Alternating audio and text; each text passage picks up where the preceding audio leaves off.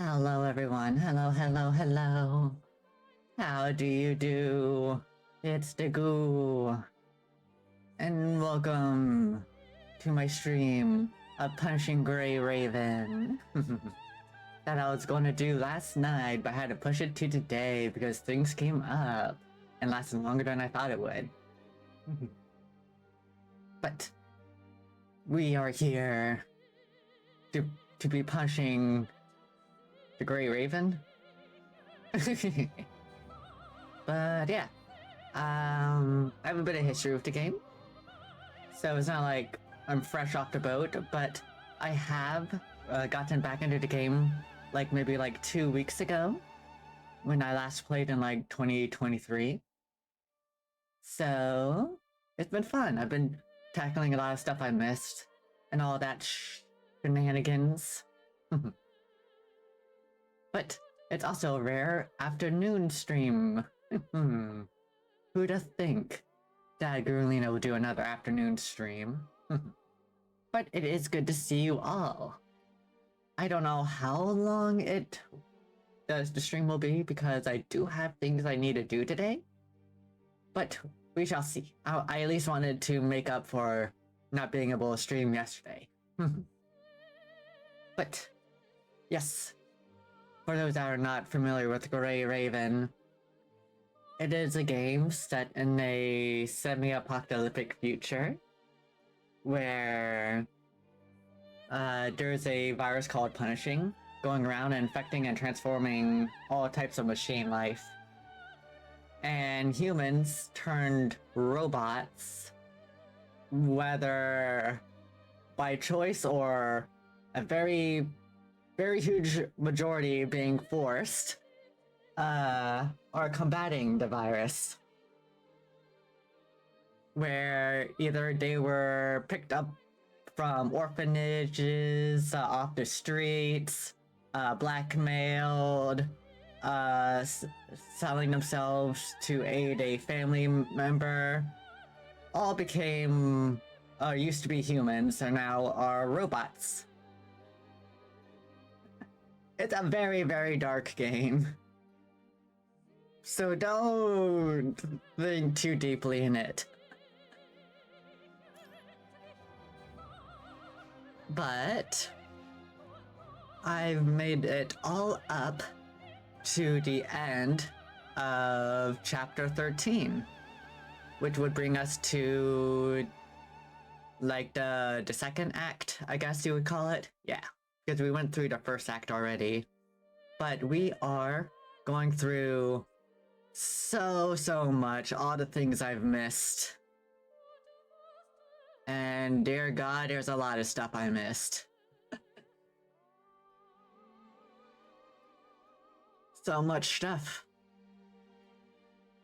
Now, I did end up doing the latest story without realizing it because I thought it was just an event.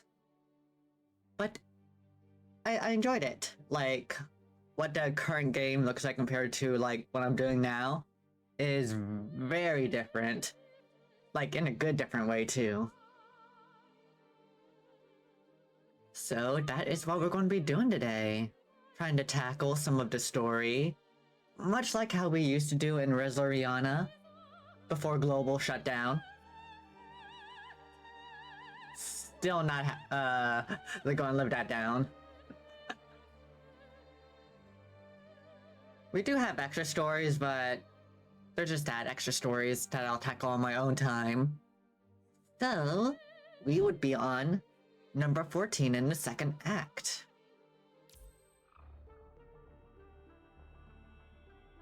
Oh, I guess I got some stuffs. I'll take those. Anywho. The game in a cage. There will be parts that are voice acted and some parts that are not, so I'll do my best to voice act those parts.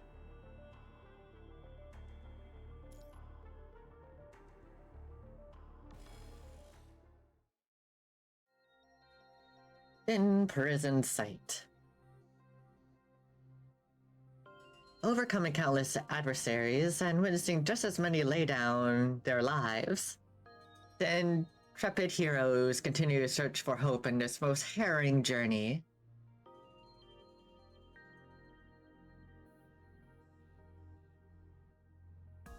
just got... Why is it now my controller's not working? Oh, wait. Most people do not know that this journey will be... Oh, there it goes. That the journey would be unworthy of adulation. From the moment they set forth, they were doomed to a life entangled in shadows.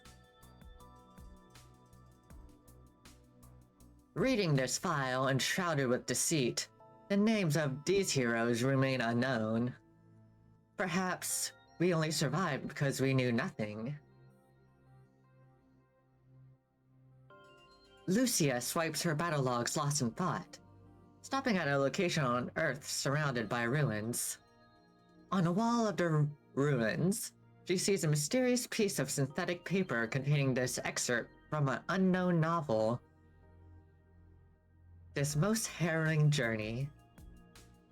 After completing their underground mission at City 075 and installing the bit domain nodes, Grey Raven had already returned to Babylonia for several days now. However, Lucia remains in the preparation room reviewing training material for the battle log database, only because their new mission had ordered them to remain here on standby. Although such respite is a luxury, the fact that everyone else is working double duty while only Grey Raven sits idly in the preparation room requires no further explanation. Seems like the decision to postpone the investigation on Commandant's subordination has to do with more pressing military concerns. You have tried to apply for other missions, and even spoke with previous contacts. Regardless, the response across the board was just take a few days off. But even when the team tried to go out and enjoy this much needed R&R together, they were met with a sneaking suspicion. Whether it was the dubious behavior of people in the plaza, or cameras following them as they passed by, they all silently stated the same fact. They were prisoners in a cage. Confirming this, you order everyone to return to the preparation room. The team had planned on discussing the current state of events in a more familiar setting, but upon returning to the preparation room after their brief outing, they found that the weapon reserves had miraculously disappeared. Only some basic equipment and daily necessities remained. Just as you go to ask the staff about the situation in the preparation room, you are escorted away and have yet to return. It's been almost 2 whole days now. Lucia looks at the clock on the bottom of the terminal, frowning slightly. We need to monitor memory replays caused by the corrupted mind beacons. This is what one of the unfamiliar personnel had said to her as they escorted you away. Also, the Mind, M-I-N-D, is something that all these used to be human robots all sort of have. Which is sort of like their black box, I guess, for lack of better words. It stores all their memories and skills and experiences, all that stuff, and each mindscape is different from each one. So one may be a digital scape, while another one may be like more flowery, etc., etc. Lucia wants to accompany you, or at least keep an eye from a distance. But the personnel comes prepared. As soon as she opens her mouth, one of them suddenly drops a large sack of inspection reports and work certificates in front of her, the contents of which contain a series of stringent terms and warnings. Right as the unfamiliar personnel leaves, Lee firmly clenches his fist.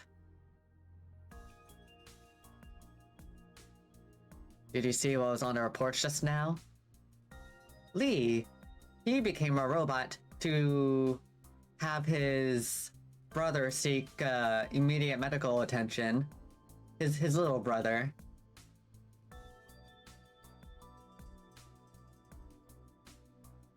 Yeah. And live with the heart of gold. Not like I disagree with any of it. They're not trying to pull the wool over our eyes. They're just putting extra emphasis on some possibly dangerous symptoms. There's no need for more medical treatment without any signs of symptoms, but they are within reason to monitor the Commandant's condition. I'm not talking about the contents of the report. I meant the doctor's signature, Kugawa. Even though it's just a first name, I've seen his handwriting in a database. Kugawa had already joined Kurono as a doctor during the Great Evacuation. Now that Kurono is part of Babylonia, he rarely makes his presence known. Even still, their bond is unbreakable. They carry out covert operations to this very day. Do you think him being assigned as a Commandant's doctor is a coincidence? If that's the case, there should be a familiar face or two among the people that took the Commandant away. Also, the Commandant is my character. And the reason why we're in this situation because I haphazardly did a risky move to connect to the punishing database to save someone. Not to mention, even if that wasn't the case, neither the President nor Cecilia gave us cause for alarm. That would mean something is prohibiting them from making a move for the time being. The plot thickens. And so have I.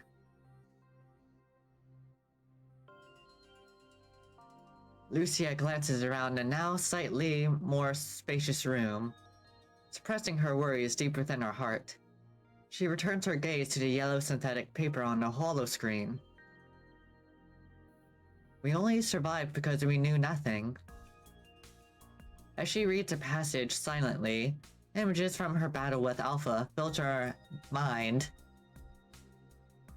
That was when you choose to trust her.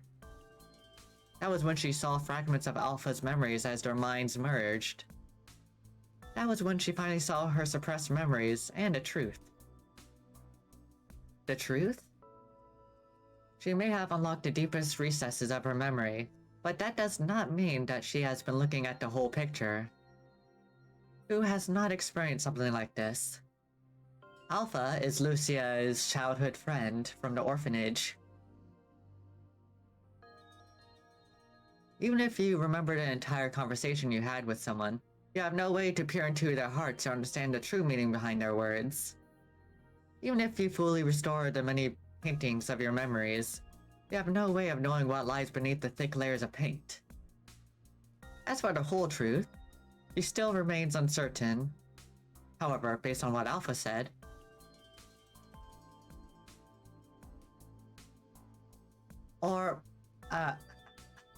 I misremembered. Alpha is sort of like her other self. Same side of, a different side of the same coin. Her split personality.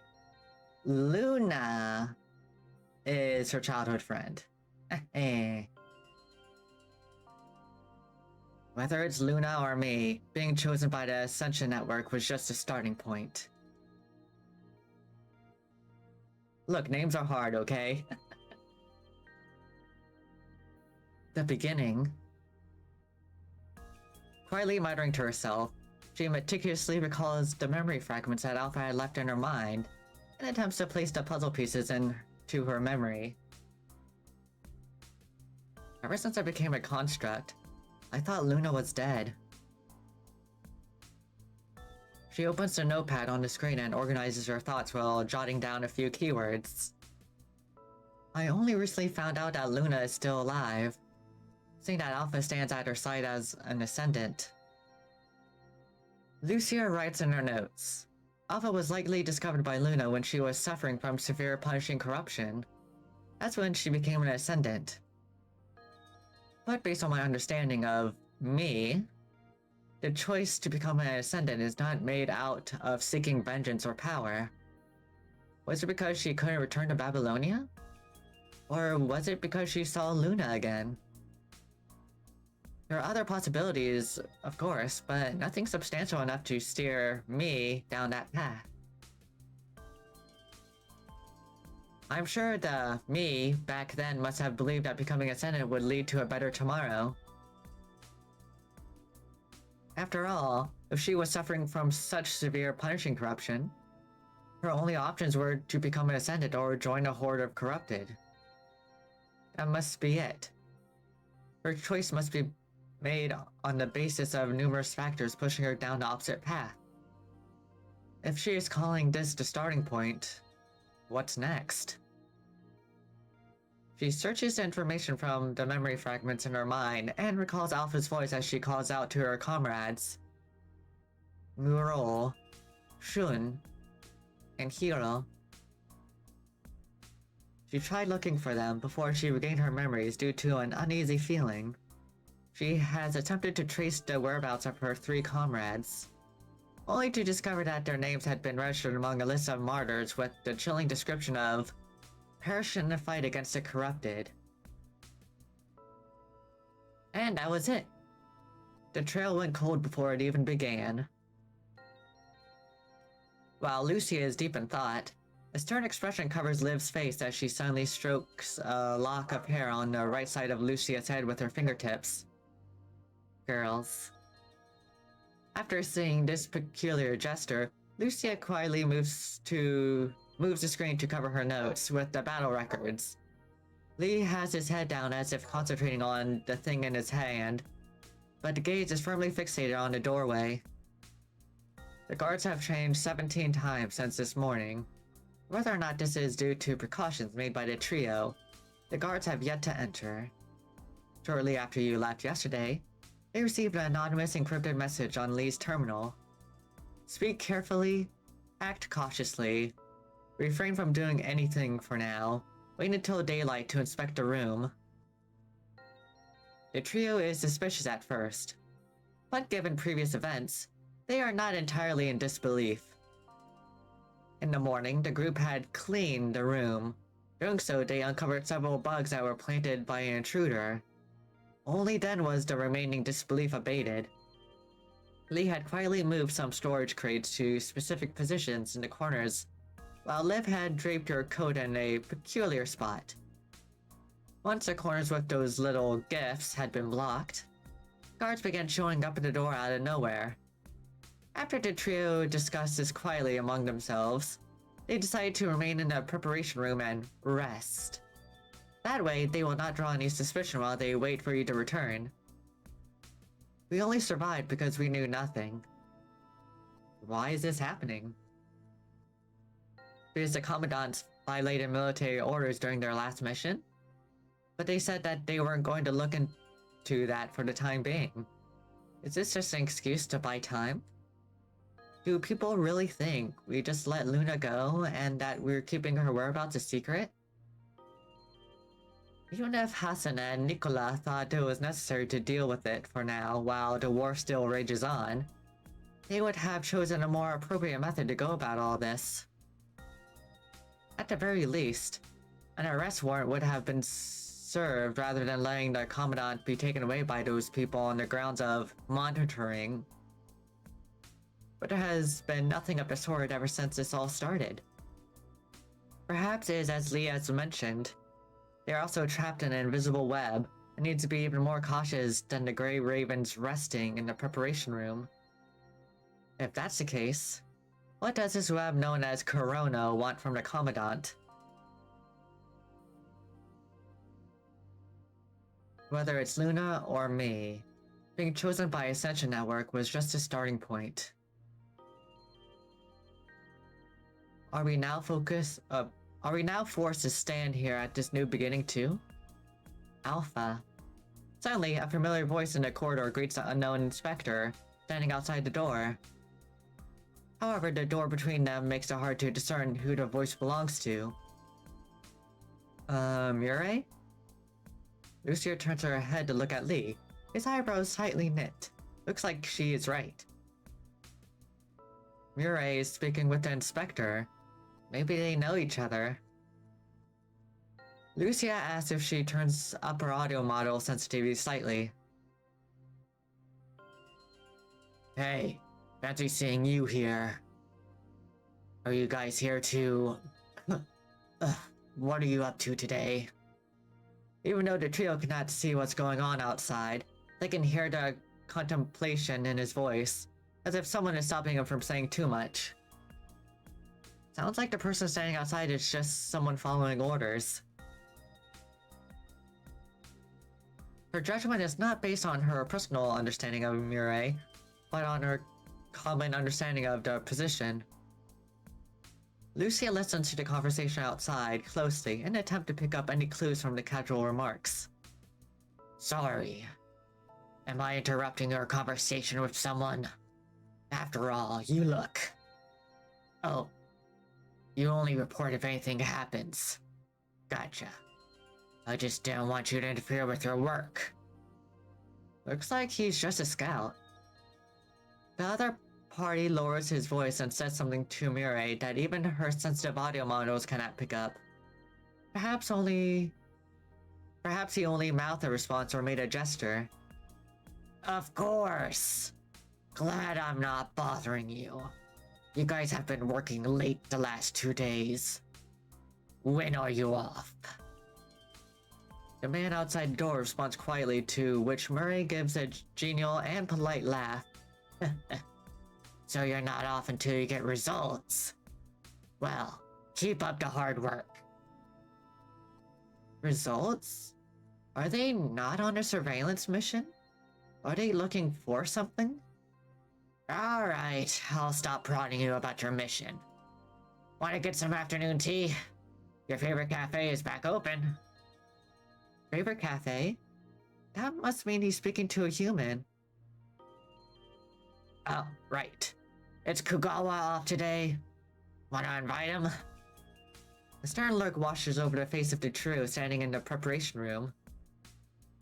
A Korono henchman following orders is pacing outside the Grey Raven preparation room, searching for some sort of results. The trio speculate that the current situation may have been due to violating military orders during the last mission, suspicion over a private link with Luna, or even because of a serious symptoms from Mind Beacon corruption. But based on the current information, this appears to be the worst case scenario. Seems like a plot that had been in the works for quite some time is finally coming to fruition. Just like that, Mirai was able to convey this fragmented information to the trio inconspicuously through the right volume and chit-chat. And with that, Mirai laughs with the guard as they both walk away. Once no more movement can be detected from outside the door, Liv takes her hand off the desktop. Receiving the signal, the other two begin to relax a little. Up until this point, Lucia never thought she would need to use such a tactic in the Grey Raven's preparation room. She shakes her head gently and looks back at the screen. She presses her hand on a side of the screen, opening up a hidden data file in the terminal. These were the records and data she quickly searched when she began to feel a disturbance in her memory. However, at the time, she could only access the external data due to file encryption. After recovering her memory and returning to Babylonia, Lucia asked Lee in confidence to copy the data onto her terminal and decrypt it. Under heavy surveillance, Lee has hastily decrypted a portion of the file. Once decrypted, Lucia had obtained a causality report. However, aside from the list of casualties for that week being several times longer than normal, including Mural and Shun, nothing appeared out of the ordinary. Lucia searches the newly recovered memories in her mind. She cross-checks the names of soldiers and comrades in her memory with the names on the list. All of the names that she can recall appear on the list, each marked with their chilling cause of death. However, aside from those familiar names, she sees several names she does not recognize at the same time of death. Those are... The names include 5 commandants, their squads, and dozens of researchers. Not only Revenge, but 5 other commandants and their squads as well? Wait, why are all the researchers marked with a lab accident for the Project Winter as their cause of death? Lucia looks at the undisclosed Project Winter, then meticulously reads through data on each of the researchers. Most of the researchers were transferred from Corono, but a select few are listed as confidential. As Lucia continues to read through the file, she discovers that 2 of the researchers had died more recently than the others. This casualty report is still being updated? Why would they be recorded along those that died a long time ago? Lucia begins to connect the dots in her heart. She looks back at the Project Winter. What even is this project? She cannot figure out anything purely based on a name alone. Perhaps that is the point. Thinking for some time to no avail, she looks back at the 2 researchers on the roster. She notices that they worked in the Science Council up until their death. Their names were Anne and Rand. If they were members of the Science Council, maybe Asimov knows a thing or two.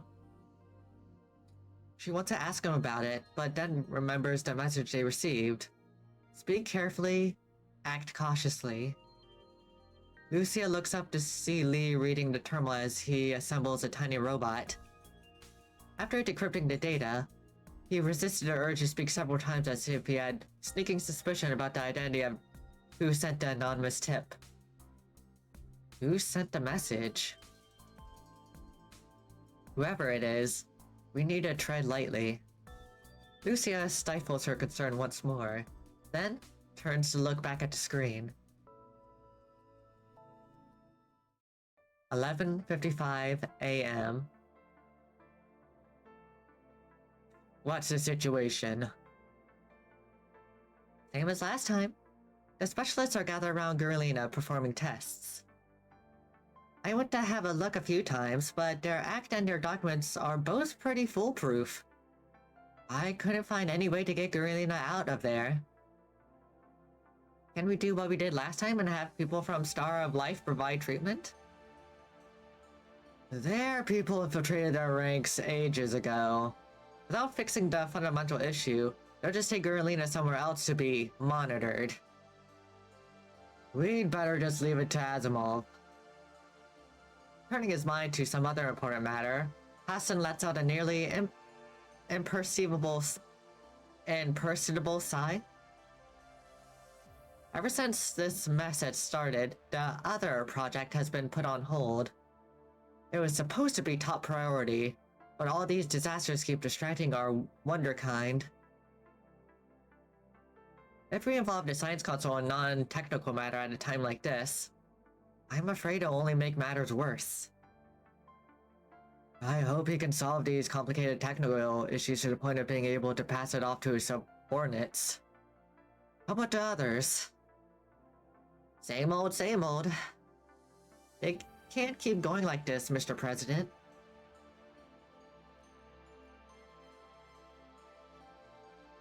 Before he can respond, a young staff member walks in and salutes.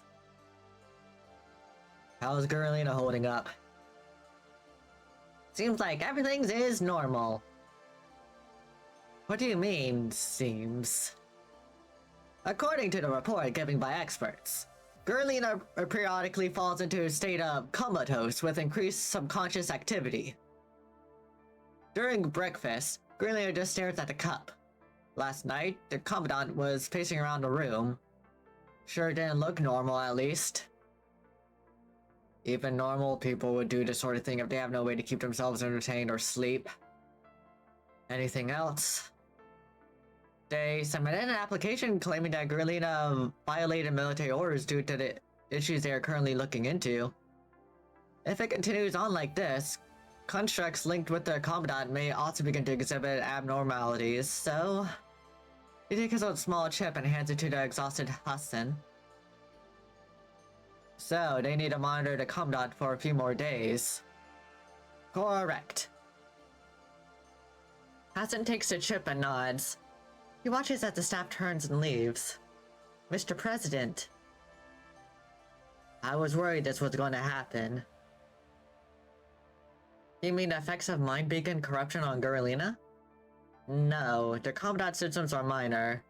They didn't worsen during ground operations either, which is a far cry from when combats were corrupted in the past. We can now determine that Gurlina has built up a resistance to mind corruption. That's precisely why people are more worried.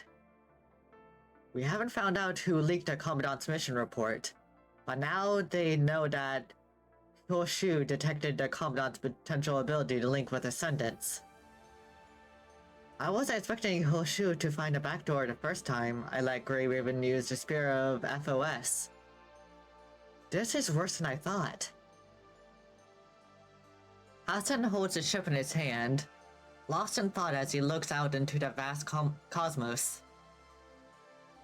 All this monitoring is just false pretense. The Commandant's resistance to mind corruption is just a window of opportunity. How long can these sharks wait in the depths when they smell blood in the water? How many more people must be sacrificed this time? Silence hangs over the bridge. Cecilia opens her mouth in preparation to speak, but she finds herself unable to muster a response. Even after processing the reports for everything that had happened, she only had a rough idea of what was unfolding.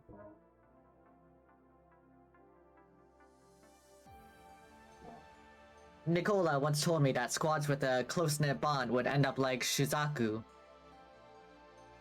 He didn't outright say it, but I could tell by the look in his eyes that he was worried the squad would go rogue. Whether it was because we cherished the talent, or to prevent them from going rogue, we cannot hand over Gurlina. At least, not until we're sure that Gurlina is safe from whatever it is they're planning. In that case, it's not that I'm unwilling to get involved. Regardless of personal reasons, they're still loyal to whoever is pulling the strings, just as they are to their respective posts.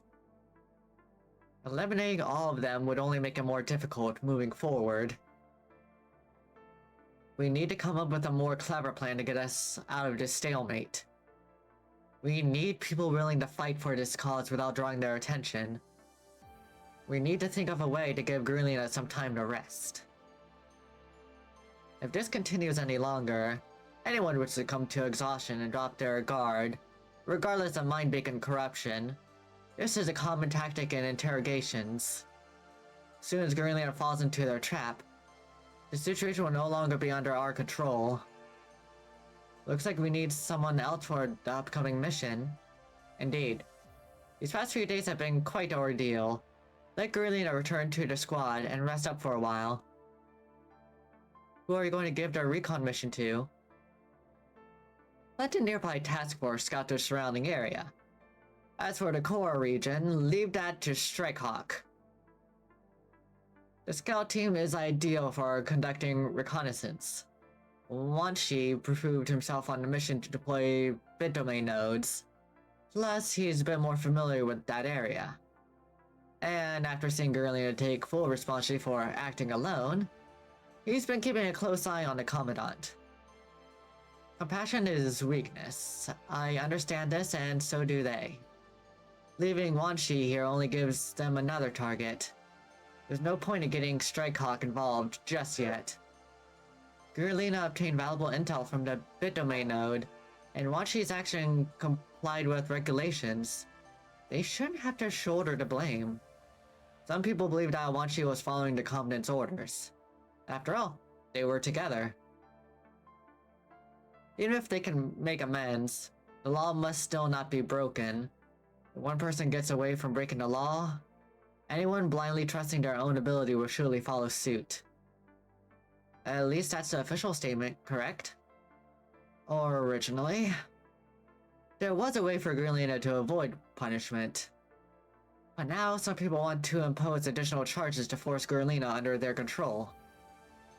I've done a lot behind the scenes, but ensuring that Gurlina only has to endure confined treatment has put me at my limits. Hassan turns and walks out along a path that has been worn into a luster over time by the crew. We have a meeting coming out. We have a meeting coming up. Where are you going, sir? Postpone it for half an hour. There are some things I need to confirm. 11:25 a.m. Half an hour before receiving the new mission, Chrome steps into the spacious confines of the closed laboratory 5 minutes early. Chrome is Strikehawk, by the way. He pushes open the door to the dark room and greets Asimov, who's sitting among an array of hollow screens. Right on time. Head down, Asimov gives Chrome a simple acknowledgement. The capsule beside him contains a new frame currently in stasis. What are we testing this time? I debugged your new frame according to the data obtained from the last combat simulation. I've re-established a virtual link for you to give it another try. Understood. As if already familiar with the procedure, Chrome plugs the cable into the back of his neck. Let's begin.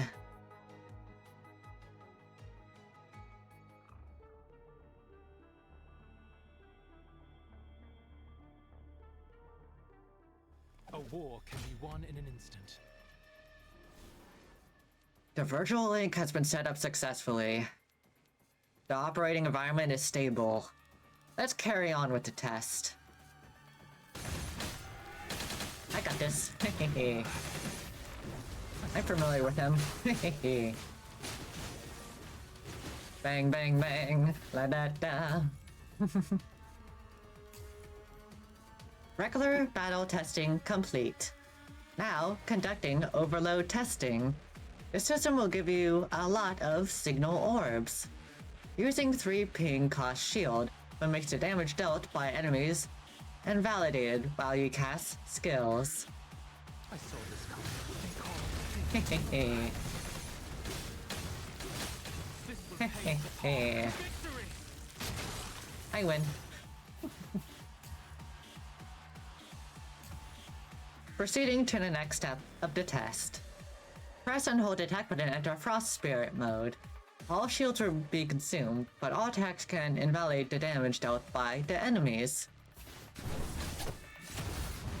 Hehehe. This will pave the path to victory.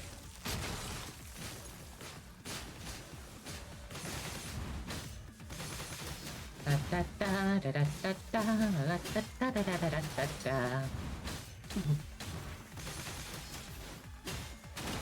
I win.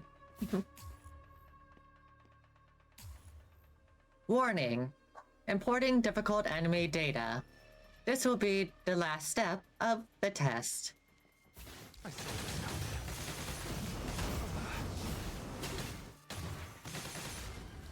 This will pave the path to La victory. da ba da ba da da. Da da ba da ba da ba. Hehehe.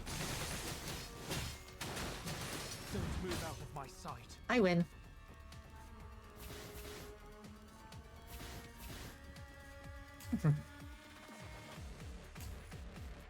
Well done. You can disconnect the test system from the data gate. If you want more exercise, you can call up the data of the corrupted next to it. I will exit virtual training. An excellent move, Commandant.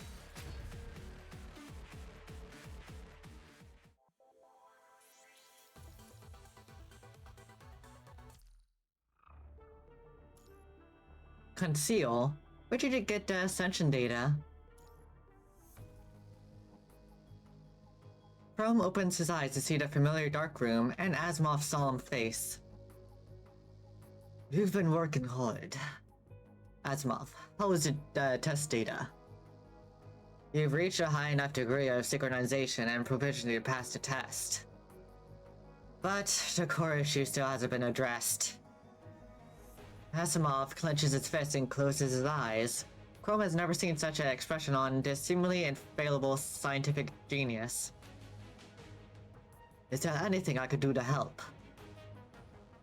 Asimov grabs the mug on the table, swallows a mouthful of cold coffee, and shakes his head into a trance.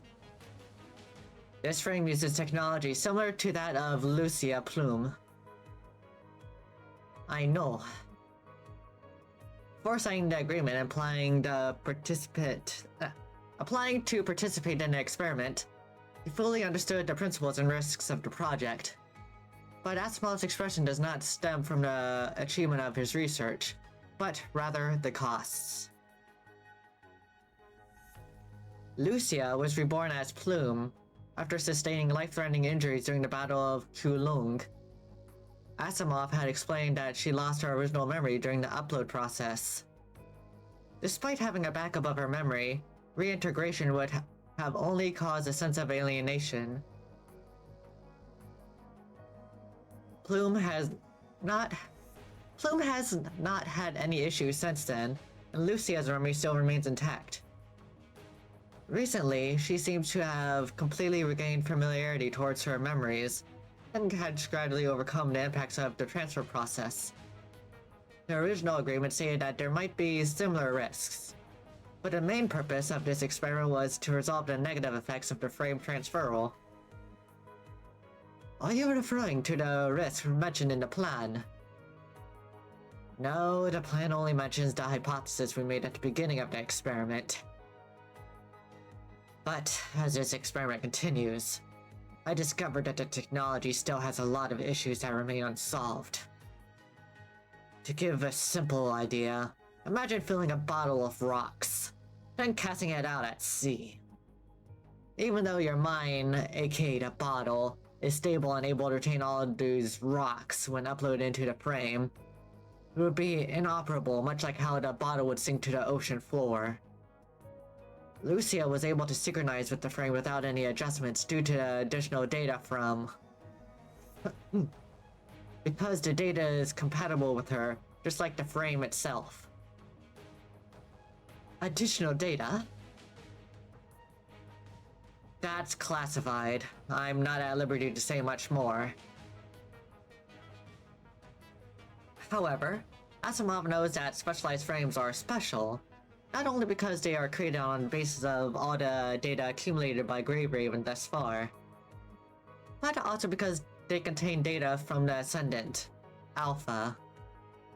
When Lucia earnestly returned to the battlefield, she failed to ask the question that was deliberately hidden. Where did you get this Ascendant data? The answer was out of hope to put an end to this calamity, but it was also to give rise to human strife. Ever since Lucia was uploaded to the frame, the Science Council has been collecting various data on Plume. We've made numerous adjustments, which allows you to safely establish a virtual link. However, only you can do it. That's because your specialized Enver device and mind are inherently more stable. That's why I invited you to participate in this program. What risk are we most likely to face now? Your mind is likely to experience any number of serious cognitive side effects. Common systems aside, you may experience mind deviations much like how the bottle would sink to the bottom of the ocean. If it were to continue any further, you may experience mind corruption. At that point, you would lose control. Anything goes after that. If you don't know what that's like, you can speak with Gurulina later. It's fine. I've read about it in reference materials. There's no sense in bothering the Grey Raven Commandant. However, since your specialized Enver device has allowed you to serve as the Commandant of Strike Hawk, you're not the only one at risk. If your mind experiences any deviation or corruption, any squad member linked with you will also be affected.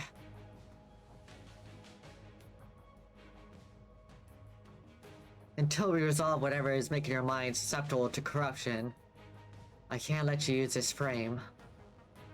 Chrome glances back at Asimov, who's looking at a large stack of files, ruminating about how to improve the frame.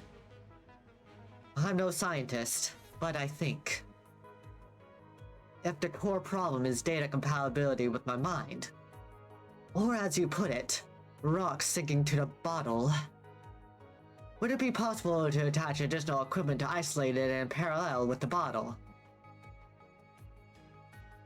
Asimov thinks for a moment, then stands up to say, Eureka!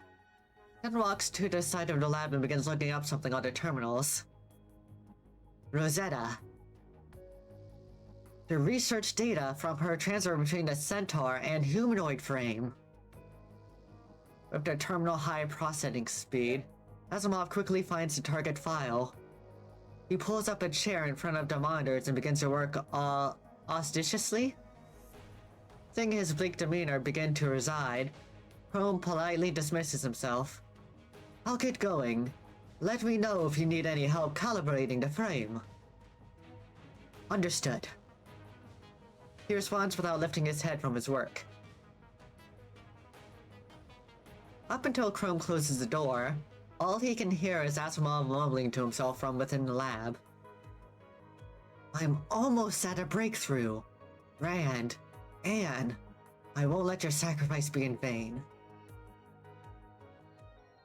Once the sound of footsteps outside the lab fades into the distance, Asimov opens an encrypted file on the plume containing alpha data, sent to him early on by some people. The method, costs, and potential dangers of acquiring such data had been deliberately stricken from the records. Perhaps only when all of this comes to light would the truth behind these anomalies finally be revealed. Hello? Chrome? After leaving the closed lab, Chrome receives a notification from Celia on his terminal. There's been a change to the search and rescue mission. This has been assigned on such short notice. Time is of the essence.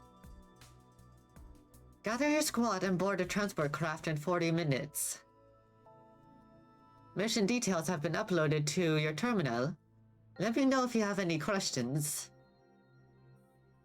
Chrome opens the mission details and quickly scans the intel. The new mission is to enter the Longinus blast zone to search for abnormalities. It may appear to be an ordinary recon mission, but after you evacuated, we suddenly detected high punishing concentration within the area. Suddenly? Correct. The specific location and concentration fluctuates greatly. Maybe it's just a false positive caused by various regional and climate factors. Or maybe there's something hidden down there. Considering the potential risks, this mission is best left in good hands. Chrome scrolls down the intel log and notices a small line of gray text at the bottom. This task has been transferred from Grey Raven to Shrikecock. This was originally assigned to Grey Raven? That's me. Gurlina is indisposed and unable to perform missions for the time being. Have the memory flashbacks put the Commandant out of commission? Cecilia hesitates for a moment before realizing why Chrome would know about it. Seems like Wan Shi had sensed something wrong with Gurlina. Correct. The Commandant's condition has something to do with that. The phrasing of something filled Chrome's mind with doubt, but asking about it directly probably would not elicit any response. Understood. I'll rally the team. Chrome terminates the call, but before he can issue an assembly order to Wan Shi and Kamui, the communication prompt flashes again. I've received the test results. Due to the risk and rectitudes revolving with the frame transfer experiment, John Smith had also received a notice as the co-signer. Careful, you're playing with fire. You can always back out of the experiment if you need to. I appreciate the concern, Mr. Smith. I'll be sure to tread carefully, but with great risk comes great reward. What do you have coming up? We were reassigned to a mission meant for Grey Raven. I'm going to assemble the team, then proceed to the target. Grey Raven? Looks like they're in over their heads this time. Because of the Commandant's illness. From what I've gathered, illness is only an excuse for the Commandant to be monitored. Gulina is being monitored? Yes, but that's just a start. Grey Raven has a lot of trouble coming their way. Not only are they dealing with this mysterious illness, they've also got people trying to uncover their past transgressions in order for Grey Raven to be stepping stone on their road to success. Past transgressions? Why is that? These people are planning on using the Commandant's condition to put them out of service. But the Commandant still hasn't slipped up, so they have to put their plan on hold. If Gurlina keeps this up, they'll try to stop Grey Raven by claiming that they violated military orders, had a private connection with the Ascendant leader, or they are keeping their whereabouts secret. A private connection with the Ascendant leader? No Commandant can do that. And I don't believe Gurlina is harboring the enemy. It's just a possibility. Apparently the Hushu and the enemy's hands determined that Gurlina can resist mind corruption and connects to the Ascendant. Huh? After learning this, the enemy specifically asked the assault to verify authenticity, and the results were confirmed. Why did Hushu think that Gurlina could connect with the Ascendants? Because the Commandant crossed paths with them during the underground battle of City 075. The Commandant wrote everything down in their mission report, but someone leaked it. Even if the Commandant hadn't said anything, these people would have found out one way or another. If it came to that, falsifying the military reports would only exacerbate their crimes. Who leaked the Commandant's mission? It doesn't matter. Even if you found out who did it, someone else would just take their place. Their network has penetrated into the very fabric of Babylonia. All the presidents can do is take every necessary precaution. There isn't much he can do to prevent leaks. After all, the opposition has other means to implicit them. Not to mention, they occupy numerous irreplaceable positions. No one knows what Commandant really did. They claimed that Gurlina lost consciousness at the time. Even the constructs on Grey Raven didn't see Luna leave. They're still collecting evidence. But based on the current trend, the opposition is deliberately trying to forge evidence to achieve their goals. How did you know this? Working in a political sphere, I have my ways. I am a smith, after all. The next smith will have to learn to piece together fragments of intel and speculation to get the whole picture. Chrome furrows his brow as if lost in thought. Where's Gurlina now? Do you want to see the Commandant? Yes. People need to use whatever they can to get rid of any other unnecessary troubles. I'm telling you all this intel just to remind you. I know you're interested in the Commandant's potential. I didn't want to interfere with you being around such an exceptional human, but the squad is already in too deep. If you get too close to Gurlina, you'll be monitored and put in the same position. Just look at the other Grey Ravens. Stay away from them, or else you'll just get caught in the crossfire. Trust my judgment and way of doing things, Mr. Smith. Even if I see Gurlina, I won't let them get the best of me. Please tell me, where is Gurlina? After numerous requests, Chrome finally gets a brief meeting with the Commandant on the grounds of relaying information on the mission. Under the watchful eyes of soldiers and staff, the airtight door slowly rises up. Blinding light fills the empty room. The human is sitting on the cold and hard seat of the conference room, looking ahead with tired and dull eyes. Someone once joked that uncomfortable chairs can shorten meetings and make them more efficient. But when a person is left to sit on a chair for almost 2 days, the same cannot be said. Chrome looks around the room quietly in this clean, tidy, unassuming room. Cameras are installed in each of the 4 corners, at least. That was all that could be seen with the naked eye. He steps into the room, and the door slowly lowers. Even though it's just the 2 of you, Neither of you are able to speak freely under such watchful eyes. Looking at the side of your pale and tired face, Chrome quietly clenches his fists.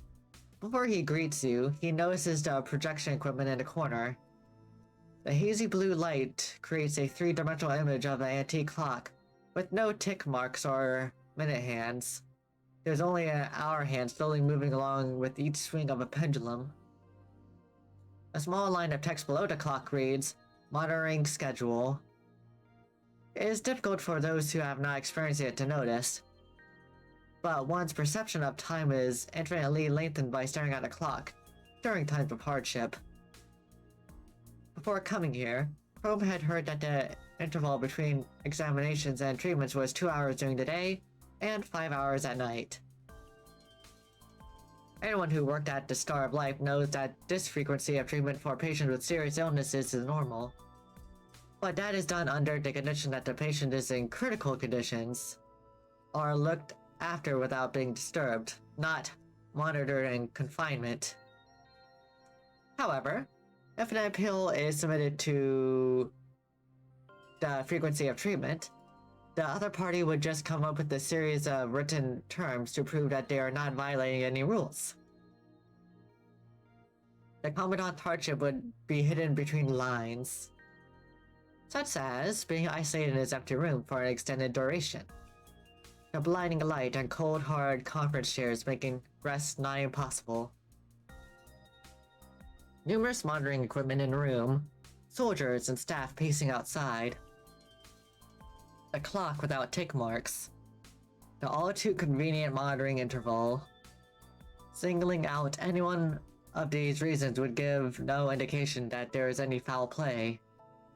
No one could complain that the room is too clean and empty, or the seats are too uncomfortable. But together, this is enough to make life wither away with each swing of the pendulum. This is a prison in every sense of the word. Chrome wants to say something, but he finds himself unable to speak under such watchful eyes. Seeing the clock, Chrome cannot help but recall that you had downloaded Edgar Allan Poe's short story, The Pit and the Pendulum, from the database. Did Gurlina ever finish reading that story? Regardless, Chrome has to do something. Hello, Grey Raven Commandant. You slowly turn in the direction of a familiar voice to see Chrome standing by the door. The white paint from his coating reflects the blinding light in the room as if enveloping him in its radiance. It's been a while. You barely managed to muster up such a brief greeting out of sheer fatigue. In a trance, you sense an eternal struggle in Chrome's gaze. How are you feeling? Peachy! The lengthy interrogation regarding the memory replays and mission details have taken a toll on your voice prior to meeting him. No matter how hard you try, you cannot hide the raspiness in your voice. Chrome quietly walks over and stands in front of the chair. He turns slightly to block the blinding light from above, but the struggle in his eyes becomes all the more apparent. Have a seat. That won't be necessary. I'm just here to talk about the mission. Anyway, Babylonia has detected high fluctuations of punishing concentration within the Longinus blast zone. If we can rule out any false positives, there might be something hidden there. Did you notice anything during the last mission? Explain what happened during the mission. Listening to your explanation, Chrome records main points in his terminal notes and draws detailed areas on the map. Thanks for the help. Looks like there might actually be something suspicious there. I'll bring some sensors along. Nods and then continues looking at the clock. Chrome puts away his terminal and looks at the blue projection of the pendulum.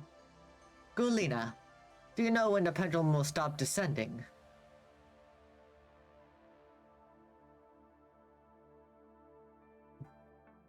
Are you the rat? Seeing that you got the hint, Chrome smiles and drops his gaze. Haha, I know some Edgar Allan Poe stories.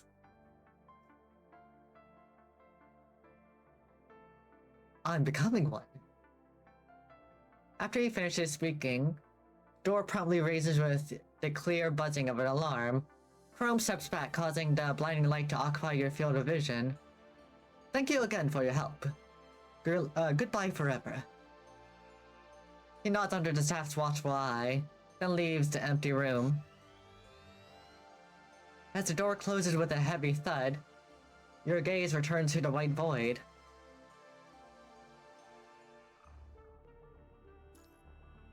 Return to core area.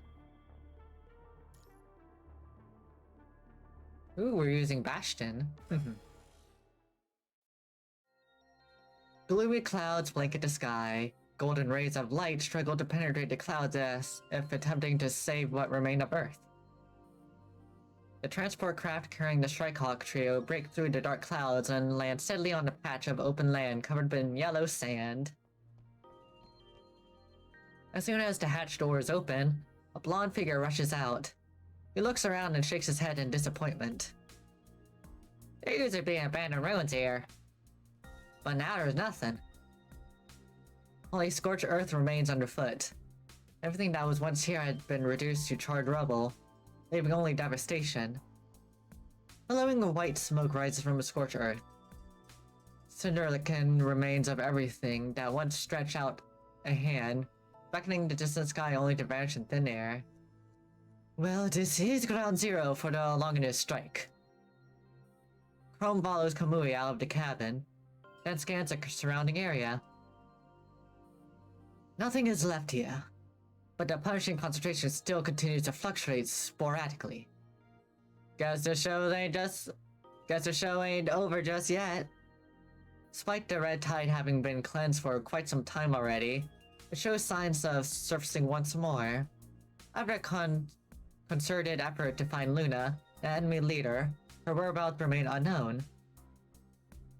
Whatever the reason, it's a sign of a colossal threat to come. But for Chrome, this recon mission has deeper implications after learning about the current state of Gurlina. If they can find the Ascendant leader, they can at least give some credence to Gurlina. Stay on high alert. We need to find the source of this anomaly ASAP. Looking at the ground in front of him, Chrome opens the map on his terminal and tries to figure out their current position. Based on the previous investigation, let's head northwest first. That's where a majority of the data anomalies that have been monitoring are located. Kamui, go get Wanchi. You got it, boss. You rang. Right before Kamui runs into the transport craft, Wanchi stumbles out of it half awake. You could fit so much trauma in this guy's past as a doctor. Like losing important people in his life. Shake me awake like that again and I'll blow a fuse. Light over here was so smooth. I was out before I knew it. You could sleep through a hurricane. Touché. So, what's the plan? We need to find out if the red tide is still hiding somewhere, obviously. Wanchi furrows his brow and looks around at the scorched earth. Several days had already passed since they were tasked with deploying the bit domain nodes, but you are still being monitored. He has wanted to investigate the Commandant's previously unmentioned symptoms on his own in search of treatment, but he has only been met with red tape. Looks like this mission is just an excuse to keep Shrikehawk out of the picture. A sneaking suspicion pops up in his mind, but he lacks the proper intel to back it up. Let's finish this mission before investigating any further. As Wanchi catches up to his two comrades, the trio begins to make their way northwest through the acrid smell of scorched ruins. After a short while, chrome comlinks begin to flash again. Looking at the time, I'm guessing you haven't made it too far. Correct, Mr. President.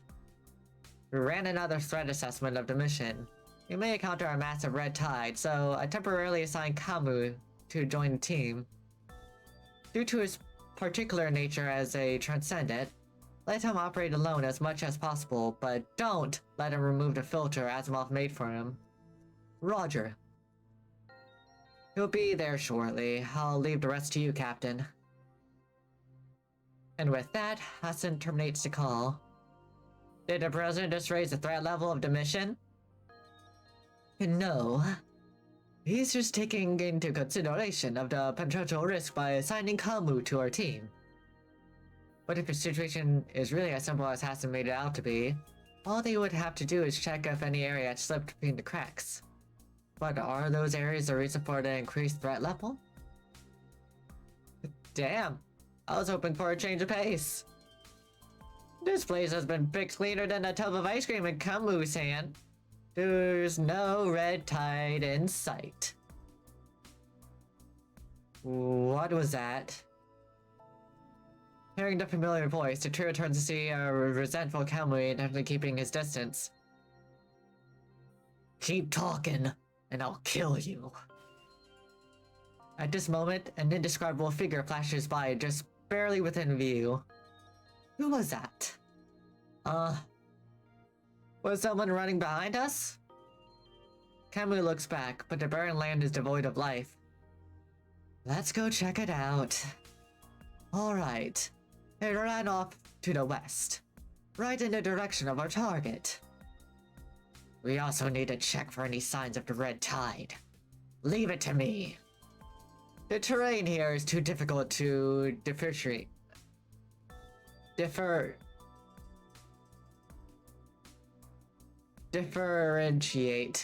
Got it. We can split up after we reach our target.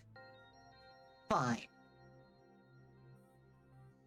The barren land extends outwards like a vast ocean. Under the time-worn and sallow sky, the distant horizon obscured by smoke and dust, like the scorched edges of burnt paper. Kamu silently follows the trio from a distance, scanning the area for clues. But no matter where they go, the barren landscape is as lifeless monotony of scorched remains. Let's split up here. Right as Chrome issues the command, the team hears something nearby. Everyone turns towards the direction of the sound, but there is nothing to be seen. Do we have company? I can't imagine why someone would be in such a dreadful place. Maybe it was the person we saw earlier. Let's go check it out. The team proceeds in the direction of the sound, but all they find are footsteps containing the punching virus. Feels like we're being watched. Standing off at a distance, he scans the surrounding area. His gaze stops on the transport craft that had brought them here. I feel the same. Could it be someone who was here? We can't tell if it's the same person yet. Must be a corrupted or ascendant nearby given a punching concentration of their footsteps. Following Kamu's gaze, Chrome looks back at the transport craft. Why would they be hiding if they're ascendant? To draw our attention? Or maybe they're wounded and trying to avoid a confrontation. Considering that these footsteps might belong to their target, Chrome determines to continue pursuit. We can't jump to conclusions. Let's keep searching. Grab a sensor and split up. Kamui, you take the west. You got it, boss. Wanchi, you take the east. Stay on high alert and maintain contact. Got it. Kamu, take the north. I'll take the south. If you find anything or run into danger, don't get impulsive. Keep your comms on at all times. Roger.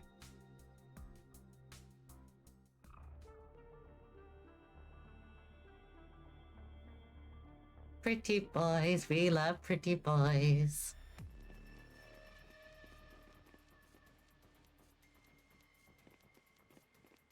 Alright.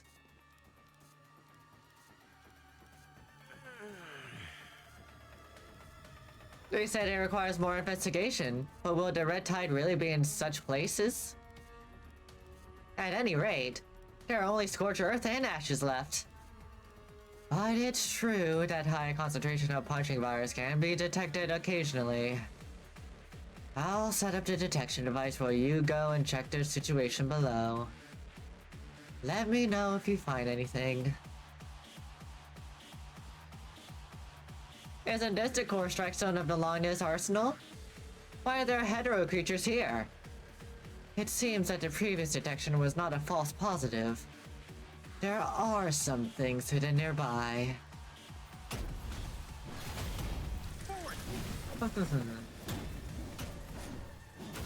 Let's go swinging our sword. Da-da-ba-da-bam-bam.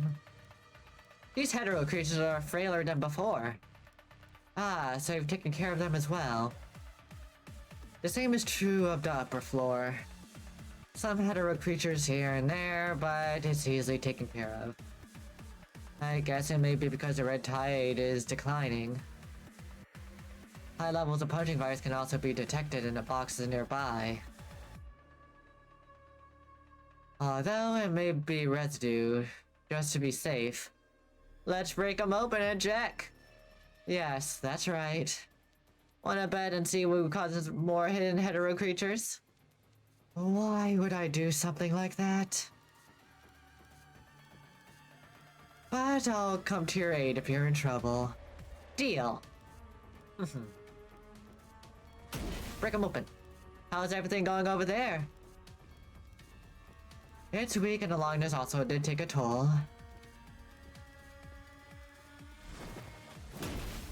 Is it good news that no hetero creatures have been found? Only residue left here. What exactly do you do to avoid the longness arsenal? I thought that was going to hit me. These hetero creatures have mastered many skills. Over here? There it is. Did you just come out and hide here? Mission cleared! Looks like we perished at the same time. The hetero creatures haven't given up attacking yet. Let's move together. Wait, that sounded from above. Is there a new batch of hetero creatures? Let's go check it out!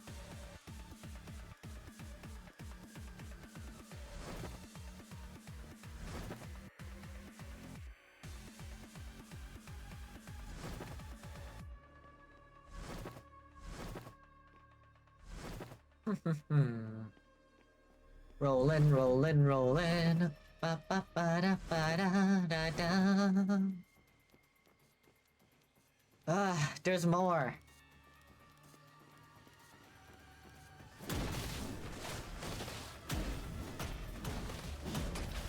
Hehehe.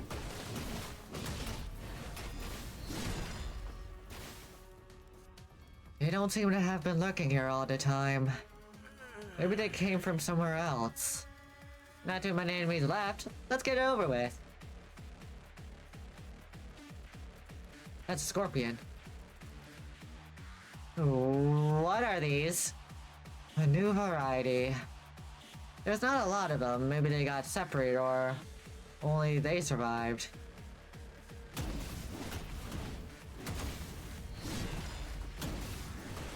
Hehehe. I got you, good buddy. This area has been cleared, but the punching concentration was also detected to be abnormal. Wait, where's my phone? I heard my phone. Oh, right there, right in front of me. I was like, oh, why is it making noise? I don't see it. Okay, let's call Tapped over. That felt so good!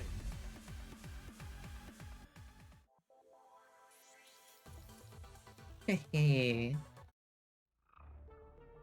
We're so good. Untraceable. Maybe there's an easier and more straightforward way. Chrome follows the punching concentration in the direction of its footsteps and enters a patch of scorched ruins. Even though the footsteps began to fade, Holmes discovers a pack of unusual hetero creatures. Oh, I'm gonna be right back real quick. Going to see if family needs help with anything. So, be back momentarily.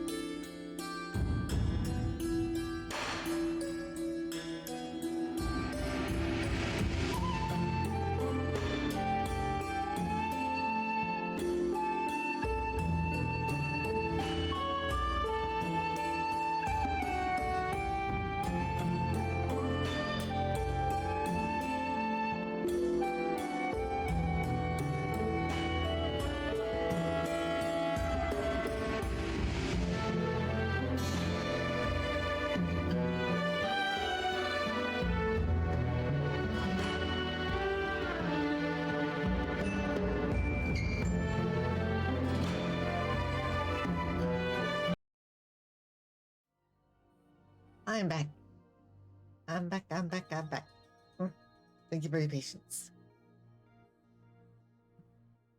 Now the screen should be coming back up. Yep,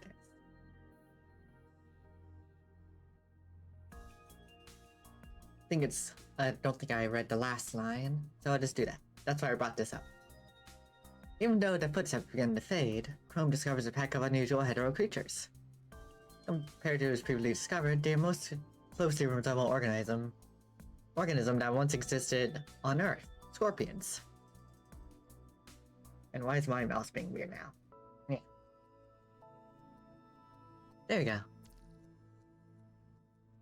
Right as Chrome discovers the pack of scorpion-like hetero creatures, they too discover him and launch an attack. After a quick battle, he let out an ear-piercing screech as Chrome rends them to pieces with his scythe. Once Chrome secures the area, he puts on a pair of protective gloves and takes some samples for analysis. There's nothing in our database on those hetero creatures. Looks like we discovered a new species. Maybe they've only started to emerge recently. Regardless, their mission is clear. Chrome opens the comm link without hesitation and taps Asimov's name. Dryclock Captain Chrome reporting in. I discovered an unrecorded species of hetero creatures. Send it over. There's something I wanted to ask you. Do you have a minute? That depends. I want to know if this type of hetero creature is a recent phenomenon. Sorry, we can talk about it later if you're busy. No, I'm just looking at the data you sent over. Looks like this type of hetero creature has already evolved again in such a short amount of time. One thing is certain, this is a byproduct of the red tide. Hearing this, Chrome's suspicions are confirmed.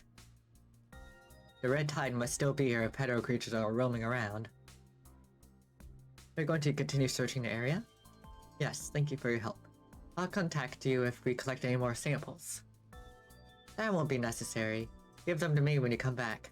Got other work to do. Over 2 hours after Chrome ordered the team to split up, even with each of the squad members installing a sensor in their respective areas, the fluctuating punching virus concentration proves difficult to uncover any clues. The geology also offers no conclusive evidence except for the hetero creatures from earlier. Perhaps this was due to the Longnius arsenal or something intentionally covering their tracks. He has suspected that the red tide had retreated underground, but 2 hours of searching has not uncovered anything resembling an underground access point. Further investigations into the surrounding area and a task force investigation to the underground city have been equally fruitless.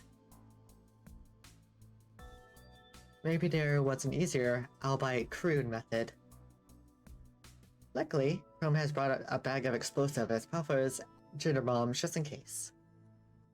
Based on the fluctuating trend of high punching concentration, the sensors indicate the closest high concentration zone is 35 meters from the surface.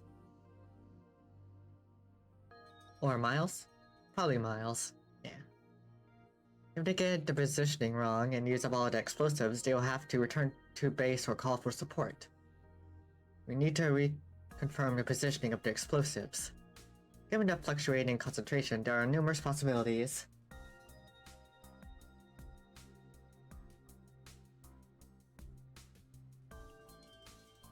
If it's only a polluted underground waterway, the real red tide would be elsewhere.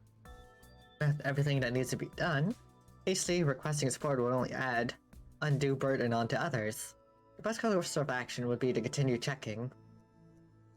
Just as Chrome is considering the matter at hand, Kamui's voice can be heard on the comlink. Captain, I found something. Understood. I'll be right there. Chrome rushes over to Kamui. Sees Wanshi kneeling by him looking at a high concentration reading on the sensor. All of the data in this area is the same. Not to mention, the location of the high concentration is relatively close to the surface. At least closer than previously measured. Realizing that now is their window of opportunity, Chrome explains the plan to the others while checking the data relayed by the nearby sensors. But as quickly as the window opens, it closes as the data returns to normal. What? It's gone. What could it be? Maybe the red tide is moving underground? That seems highly likely. Let's use the explosives to blast open an access point.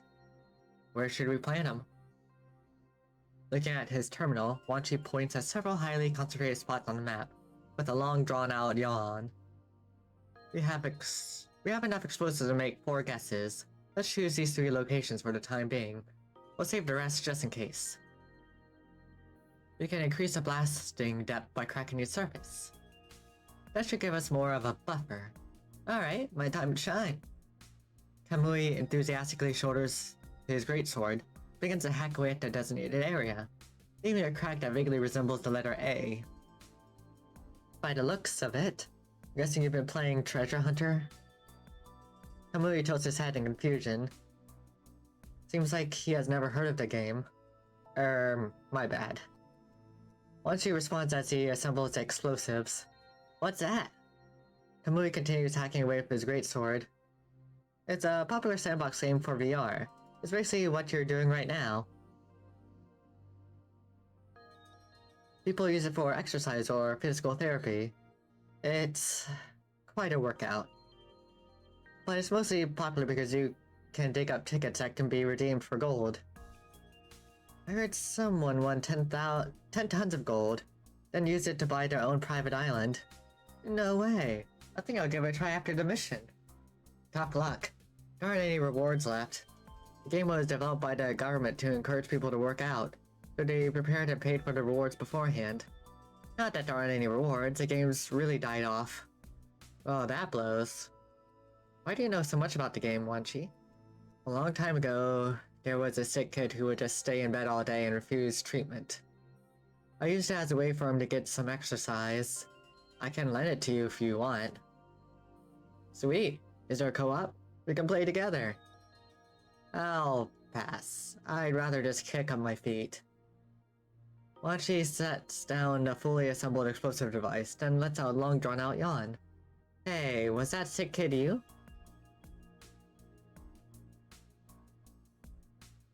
While Kamui waits for a reply, Wanchi becomes quiet for a moment, falling asleep right where he stands. Anyway, why isn't Kamui back yet?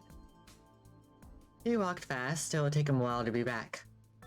Right at that moment, the trio sees Kamui appear nearby, unwilling to come any closer. Get over here, we got an entrance gear this time around. Or enhanced gear. That won't be necessary, I'm used to standing this far away. Well, get used to standing here. But there will be missions without enhanced gear. I don't want to go through the effort. Kamui frowns and turns his back, ignoring Kamui. Suddenly, Chrome received an anonymous encrypted message on his terminal. Any news on Luna? Who sent a message like that? Chrome examines the metadata for any possible clues, but it has been scrubbed clean. There's no way to trace the sender. Our top priority is to find the red tide. There's no time to waste. We may not be able to trace it, but I'm sure you have a pretty good idea who sent it. Chrome furrows his eyebrows, thinking about the current state of Gurlina. Although he has speculated that it might be someone who is looking for Luna, it would be foolish to probe for information this way. I think it's someone who is worried about Grey Raven. Grey Raven? What happened to them? I heard something from my father before we left. Gurlina not only violated military orders, but also facing accusations of harboring an Ascendant. Harboring an Ascendant? How's that possible? Does that mean the Commandant's confined treatment is just an excuse? You know about that? No wonder you haven't gotten much sleep recently. I just wanted to help treat Gurlina. After all, I still owe the Commandant. But it didn't take me long to realize it wasn't that simple. Grey Raven still doesn't know the whole story. If they did, they would rather have their memories checked than let Gurlina be charged. Therein lies the problem. Lucia, being closest to Gurlina then, also lost consciousness towards the end, so there isn't any proof to exonerate Gurlina. Unless someone can find the target's whereabouts, they're going to be monitored indefinitely and prohibited from performing missions. That reminds me. Hasn't looked like he had something weighing on his mind this morning. There have been some other oddities as well. Seeing that Kamui wants to question Wanshi, Chrome sticks out his hand to end the conversation. This is not the place for chit-chat. Our top priority is a mission. Save her when we're back in Babylonia. Roger.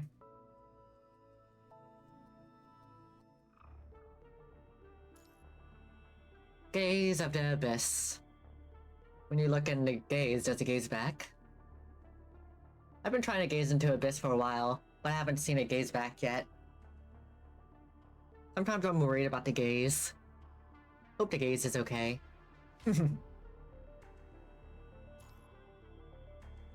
Ooh, so we have Chrome and Bastion. Lovely. After planting the explosive device and retreating to safety, they detonate the bomb, amid a thunderous boom and plume of smoke, and an indistinguishable figure jumps into the pit with lightning speed. Someone's there? Follow them. Rushing over to the pit created by the blast, team discovers a dark cave just big enough for one person to squeeze into. Chrome hands the end of a carabiner to Kamui, and cautiously leans down to probe into the cave. Looks like there really is a hidden underground region. Chrome picks up a stone and throws it into the darkness. A clang comes from echoing from the cavernous depths. And it sounds huge. With the light above, Chrome takes a detailed look at the inside of the cave before backing out and reporting to the other three. Does it look like an underground waterway? When I came here to explore, I heard that there were several access points near the red tide. But they were all abandoned pipelines that should have been taken care of. Looks like the access points was more hidden than we thought. Considering how low the punishing concentration is, I'm guessing it's not accumulating here for the time being. We must have detected a spike as it passed through. Not to mention, whoever used the discovery to rush in before the smoke cleared must be familiar with the area. If I'm not mistaken, there should be a deeper network connected with the core region that was destroyed by the Longnius arsenal. Otherwise, I can't imagine how the red tide would have moved undetected. The core area was flooded by the red tide, so it's no surprise that we couldn't detect the access points if it was hidden underneath it. But even after the Longnius strike, we still couldn't detect it. Think it was quickly covered up by someone? Given the footprints and the person that just ran in, there must be an enemy base that we haven't detected yet. We need to go down there, Captain. Whether that be to eradicate the red tide or put a stop to any potential threats. This feels like a trap. Seems like someone is rolling out the red carpet for us. Are we really going down there? Chrome pauses and throws a glow stick into the cave and inspects the waterway's interior. Like you detected, this space is huge. The walls show damage and peeling, telling their history. A faint trickling comes just from out the glow stick's reach. Dreadful red liquid drips from a cracked pipe in the ceiling. The mist created from the splashing red liquid models the glow sticks, staining the light red. There are trace amounts of red tide below, but the waterway is still humid. It's already passed through here as predicted. If we continue our search, the threat level will be much higher than when we first accepted the mission. But if we return to Babylonia, it's not like we'll receive any additional support. Not many task forces have returned to Babylonia in one piece lately. They still need time to repair their frames. The remaining teams are still out of commission, or on missions. Not just missions. I went to go speak with Lee this morning, but I was prohibited from entering the preparation room. Who stopped you? Some guy in a suit. He had a chip on his shoulder, that's for sure. Kurono. Huh? What's with them? Camus gives a look of disgust in response to Kamui's question. Let's report our findings to Babylonia and prepare a distress call, just in case. Chrome quickly drafts up the report on his terminal and sends a timer on the distress call as per routine.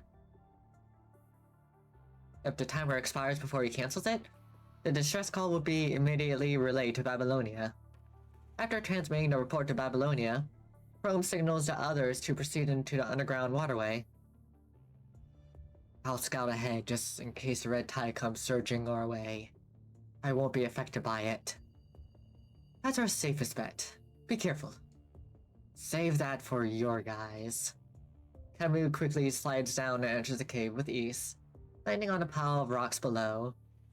Coast is clear, come on down. Hearing this, the trio prepares to enter the underground waterway. What is it? Feels like there's something on my back.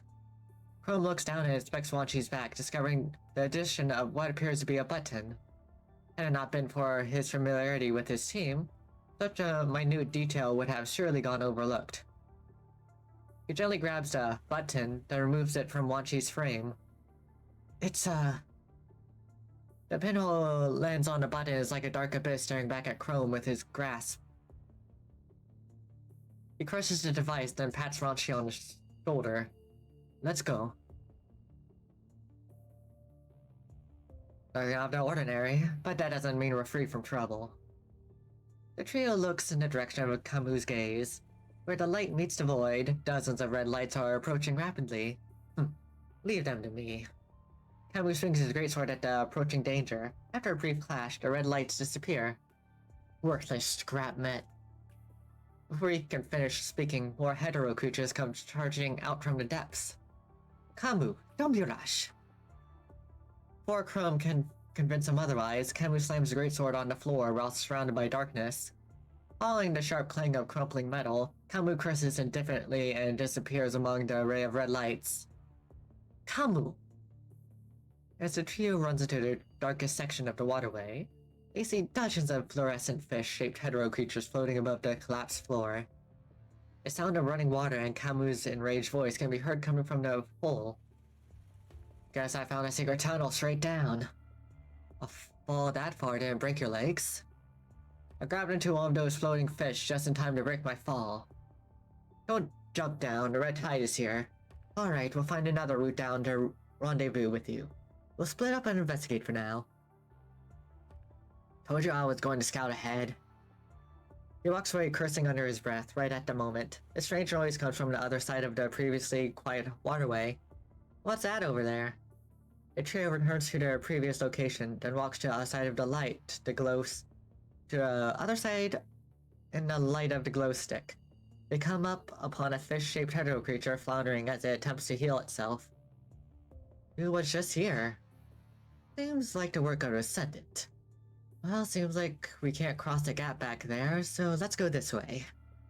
After fumbling for half an hour as they infiltrate the winding network of tunnels, Chrome finally discovers the entrance in the distance behind a curtain. Informing his two comrades, they extinguish the glow stick and stick them in their bags as they quietly approach. The trio pulls back the curtain and discovers an inner chamber. Doesn't look like this is part of the waterway. Did you find a hidden room? Be quiet. Kamui nods and lowers his volume. An old room like this seems to have been part of a waterway. Finding a structure like this must mean this isn't just a waterway. Maybe it has something to do with the underground city. Right as the two of them are lost in thought, a fish floats in front of Kamui. A hetero creature. Kamui, keep it down. A hetero creature. Suddenly, the gentle and quiet voice of a girl comes from behind the trio. There's no sense of aggression in her voice. Had it been elsewhere, the presence is a quiet schoolgirl would not have batted an eye. Who goes there? Looking in the distance of the voice, they see a feeble girl standing among a school of fish-shaped hetero creatures approaching Chrome. Greetings, visitors. Set among the backdrop of mottled lights, her golden eyes are glossed with a mysterious haze. Why have you broken into my greenhouse? The girl raises her slender left hand as countless ribbons of red static envelop her arm. At the moment, the trio needs no explanation as to what they are facing. An ascendant. Without hesitation, Kamui swings his greatsword at the girl. Before he can land a blow, dozens of fish-shaped hetero creatures form an impenetrable wall in front of the girl. No, I am not an ascendant yet. With each slash of Kamui's greatsword, an endless stream of fish stands in his way. The girl, however, remains standing there motionless, seemingly oblivious to the attack. Kamui, get back here. Roger. He quickly retreats behind Chrome. The wall in front of the girl gradually loosens and returns to their original form as hetero creatures float around her. Continuing the fight won't be a fruitful endeavor. Fortunately, their opponent seems open to discussion, so they should be able to at least gather some information. Why do you want to harm my friends? The girl cradles the remains of a fish like a newborn baby. She pats the fish in her arms.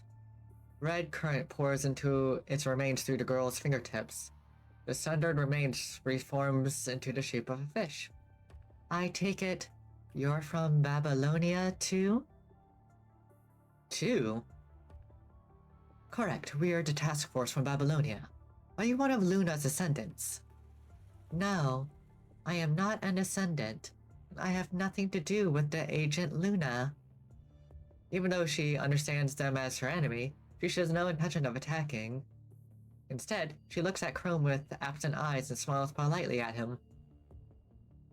My name is Cinderlick. I'm just a trainee unworthy of Der Mista. Meister? Meister.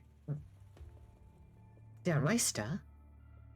Faced with Chrome's question, girl named Cinderlick just gently outstretches the vestige of a wing. This action reminds Chrome of a man with mechanical wings. Man whose name everyone knows is synonymous with danger. By Der Meister, do you mean Gabrielle? No. She retracts her damaged wing, stroking the tips of the feathers like a pitiful bird tending to its wing. No, not Mr. Gabrielle. My wing is a relic of a friend. A friend? You mean those fish? Hearing Wanshi's questions, Cinderella's eyes droop down. No, not them. My first friend. I'll bring my friend back one day. Then I'll return this wing. Can't you repair those fish? Repairing them only brings back an empty shell. Der Meister said that if I continue learning from Gabrielle, I'll figure out a way to bring my friend back. And also... The girl suddenly takes in a cold breath as if suddenly recalling something or receiving an order. She looks up as if coming to her senses. Her lifeless eyes are full of gloom under the mottled light. Since you're from Babylonia, you'll try to stop Der Meister. My mission isn't a fight, but I must buy time before informing Der Meister. At that moment, the trio hears restless staring from all around, following which Cinderlick fades into the darkness. Watch out. Hehe. Love the boys. Pretty boys. The one that advances wins. Oh wait, what's that going? The light's glowing. Inside is glowing over time. What happens if it's full? More scorpions. Hehehe. A new hetero creature will pop up. She calls them the greenhouse. It's more like a culturing module. Caption, Captain, there's another one over here.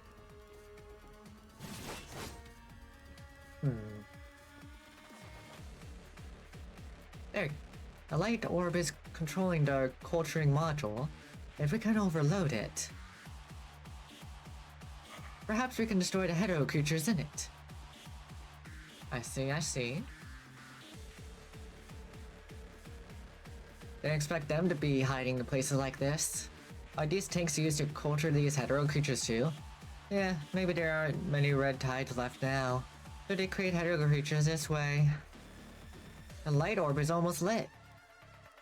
Hetero creatures try to destroy these facilities when attacking them.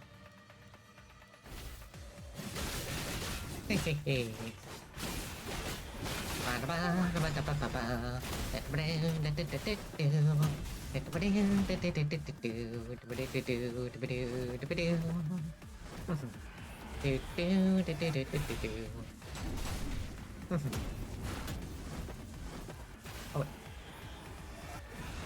You can't beat me. oop, more Oh, scorpions. you have.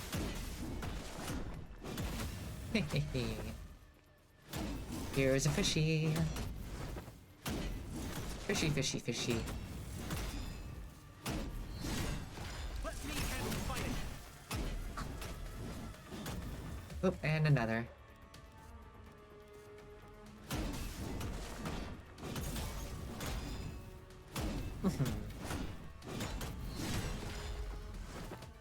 You're lucky I'm not using my main characters, otherwise you'd be dead in a matter of seconds.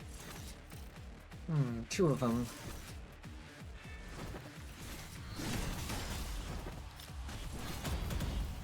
Hehehe.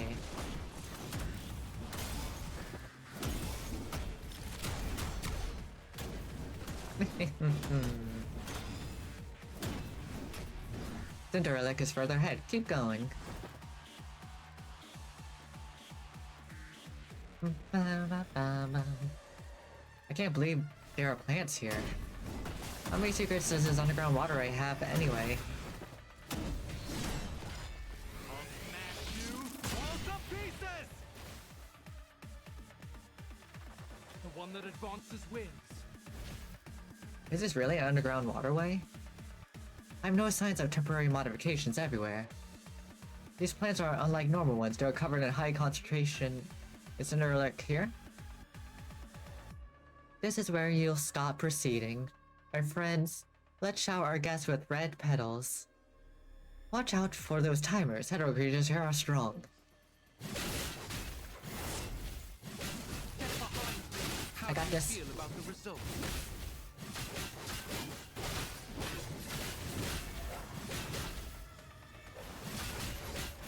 Forward.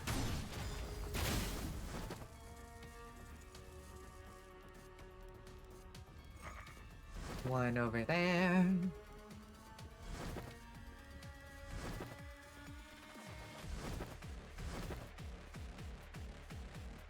One over here.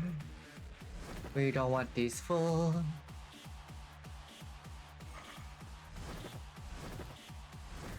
Ooh, that's almost gone. And there we go. That felt so good. Just in the nick of time.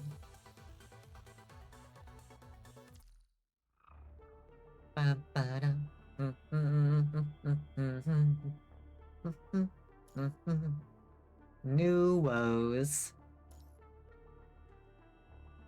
Hey, Wachi's with us now. When there are 3 different classes on the team, well, unfortunately, there's no...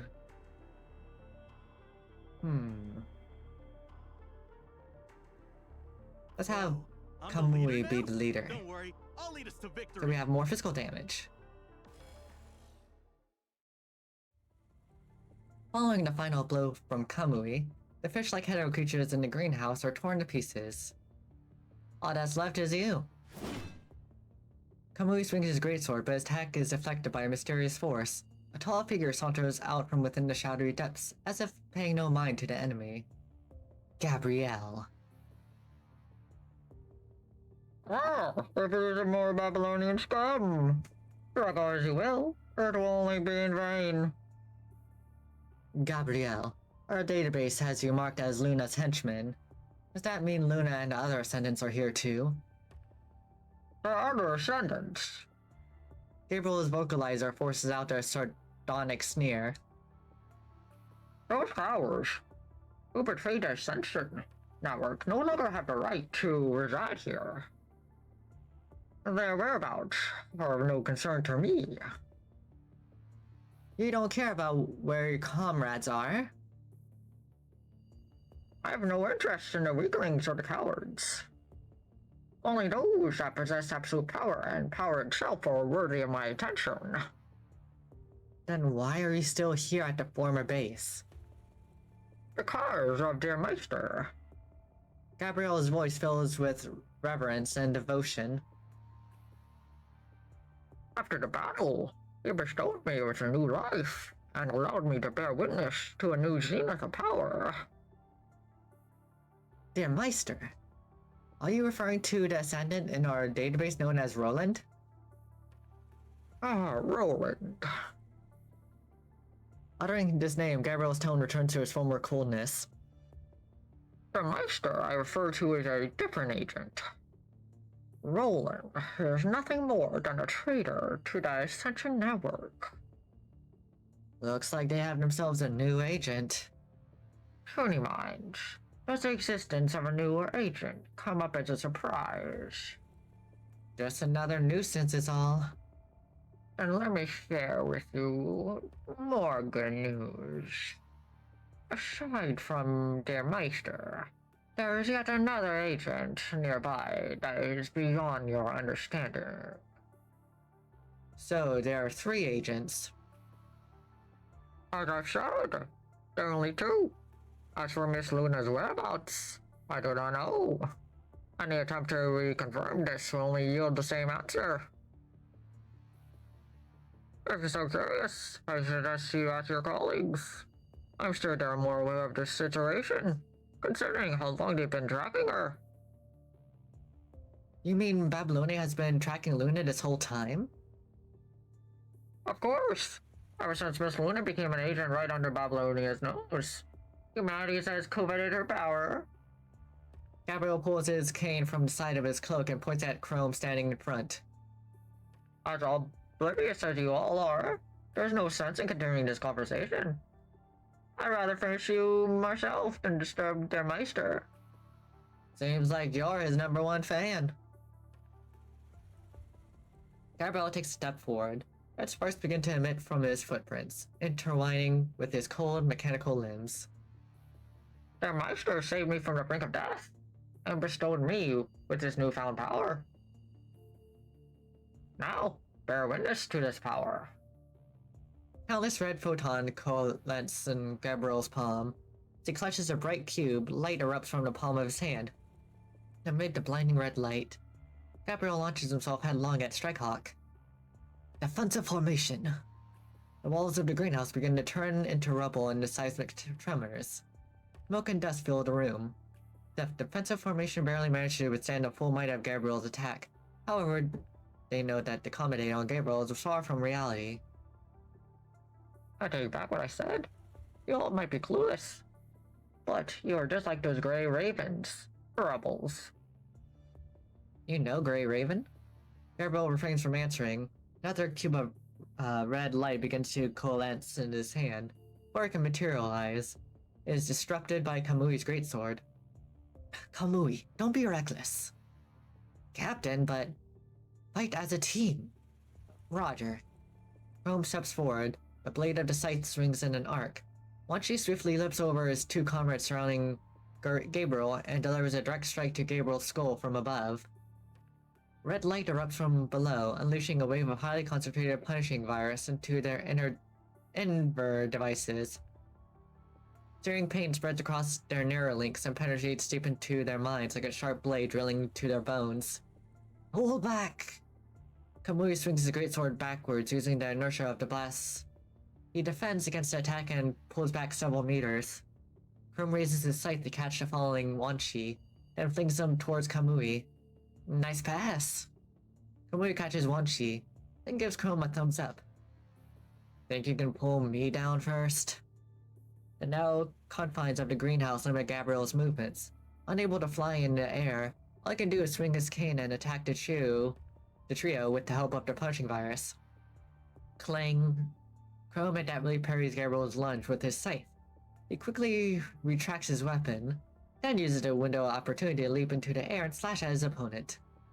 Gabriel is forced to step back in a hurry, pulling off his cloak. Countless red lights envelop him in preparation to unleash another explosion. Gabriel, Mother, is still resting. Mother? The red light in the greenhouse suddenly dispersed in response to the girl. Gabriel retracts his weapon and glares at the nearby trio in contempt. Looking inside the greenhouse. Don't think you can run. Really? No. I just don't want to ruin dear Mister's plan. What the hell does that mean? Gabrielle sighs in disdain, responding vaguely. Do really wish to see dear Master. Leave with me, and I'll give you an opportunity to fulfill your dying wish. If you insist on staying here, I can accompany you to the end. With that, Gabriel takes Cinder Relic and opens a door to the other side of the greenhouse, then stares at the trio. Perfect. Wait until I get my hand on this guy when I see him. Seems like a trap. If we stay here and fight, getting crushed when the room caves in ain't much better. Maybe it's a good idea to get out of this place. They won't let us leave now that we know about this new agent. Also, we can't just ditch Kamu. He doesn't know what's happened here. But let's follow him while we wait for Kamu. What do you say, Captain? Wait, Wanshi, who do you think Cinderella meant by mother? Wanshi ponders the question a while, then quietly spits out a series of unlikely explanations. Based on the word, mother could refer to one of the agents mentioned earlier, a corrupted or even a new type of hetero creature. Holmes still has concerns concerning that whatever the true identity of this mother figure is, it would only put the team in danger of being attacked. He nods to Kamui and Wanshi, signaling them to leave the greenhouse. Following Gabrielle and Cinderella, the trio walk down the spacious waterway and arrive at the platform lift. Why would a platform lift be here in a waterway? It's not that surprising. We did just come from underground greenhouse after all. I don't think this waterway was really built to drain wastewater. Think the Ascendants stay here often? This place might be connected with City 075, considering that it was a military facility built to prevent war. I wouldn't be surprised if it served multiple functions. From what we've observed along the way, I assumed it's been abandoned for quite some time. Crow motions to Kamui to keep his voice down. The trio slows their pace, distancing themselves from Cinderella and Gabriel up ahead. This is just a theory, but I think this abandoned corridor was open on short notice as a response to Longnia SARS. And I'm guessing it was abandoned due to the quality of the facility. I think you're right. Any more earthquakes and this waterway is going to collapse. Why is this the only shoddy part of the facility? A section of the reports on City 075 stated that the facility was expanded to isolate the infected prior to developing the serum. But pushing virus spread faster than anticipated. The facility was abruptly abandoned for its on use. As they are talking, Gabriel and Cinderella disappeared around the corner. The trio accelerates their pace to catch up. Among the flurry of footsteps, Chrome hears Kamu on the Strike Hawk comlink. Where... you guys? Even though the Strike Hawk comlink is more stable than most, his voice intermittently cuts out due to the unique jamming technology of the underground city. We're on the platform lift down here in the waterway. What's your location? Maze. Down here. I'm going. Platform lift. Wait there. Alright, we'll wait for you. Right as Chrome terminates the comlink, the group sees Cinderella, who had disappeared around the corner, now floating in the air. Even though her damaged ring makes flight toilsome, four fish-like hetero creatures tightly grip the straps of her clothes and pull her upwards. I guess those straps just aren't for looks, Captain. I want a pair of my own. I'll help you put in a request, but don't get your hopes up. Now's not the time, though. I wasn't expecting this kind of escape route from them. I'm not going anywhere. Cinderella is no longer needed here. I'm more than enough to serve as your guide. Come with me.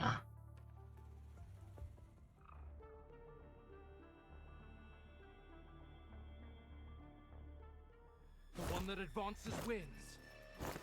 Oh, heck yeah, we're in action. Aren't you come this far? Don't think you can retreat. That goes for you too.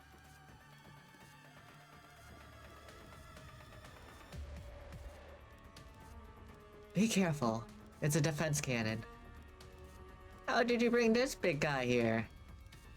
I need to conserve some strength, since she's still around. She? Are you talking about the guy who broke in here? Yeah, leave it to me. Forward! You can't beat me! Whoa, the floor is so hot. Caution, the floor is burnt by the cannon. Let me take some The one that damage. advances wins.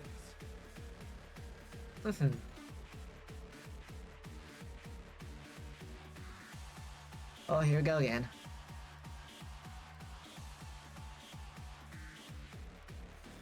So this is what we're doing, huh? There's so many defense cannons here.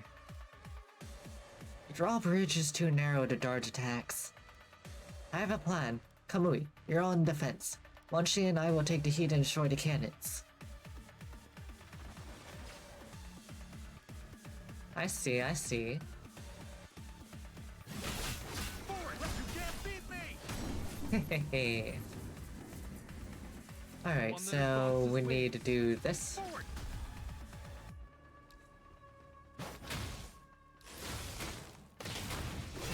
The one that advances wins. It's fine. Forward!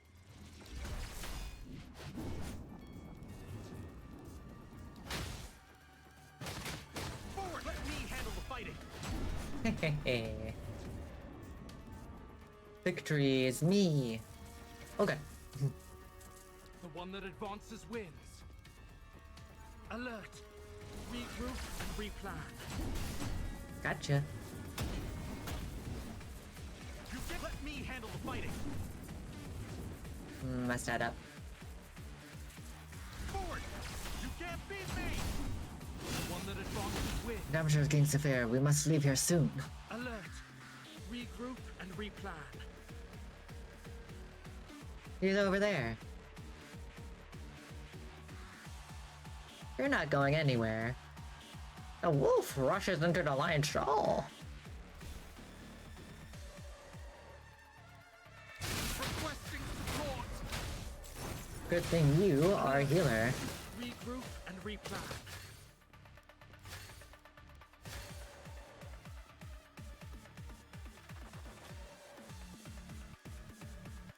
The Neuralic.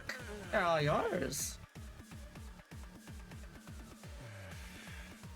That felt so exhausting.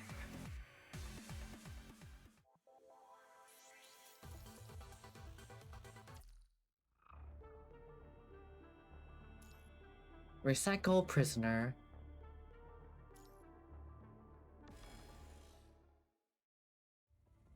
After a chaotic flash of red, Gabrielle disappears above, leaving only Cinderella floating in the air as she is pulled by 4 fish.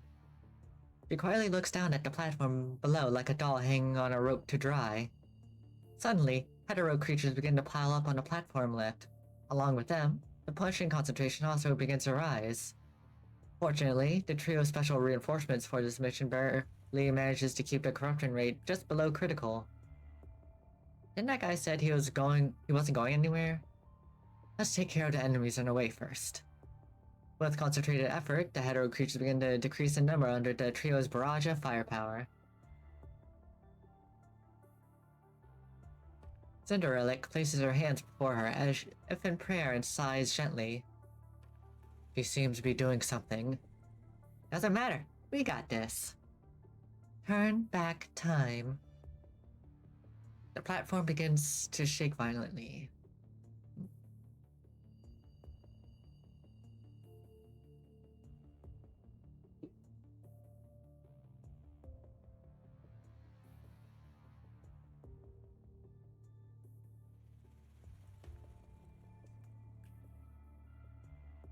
I'm sorry.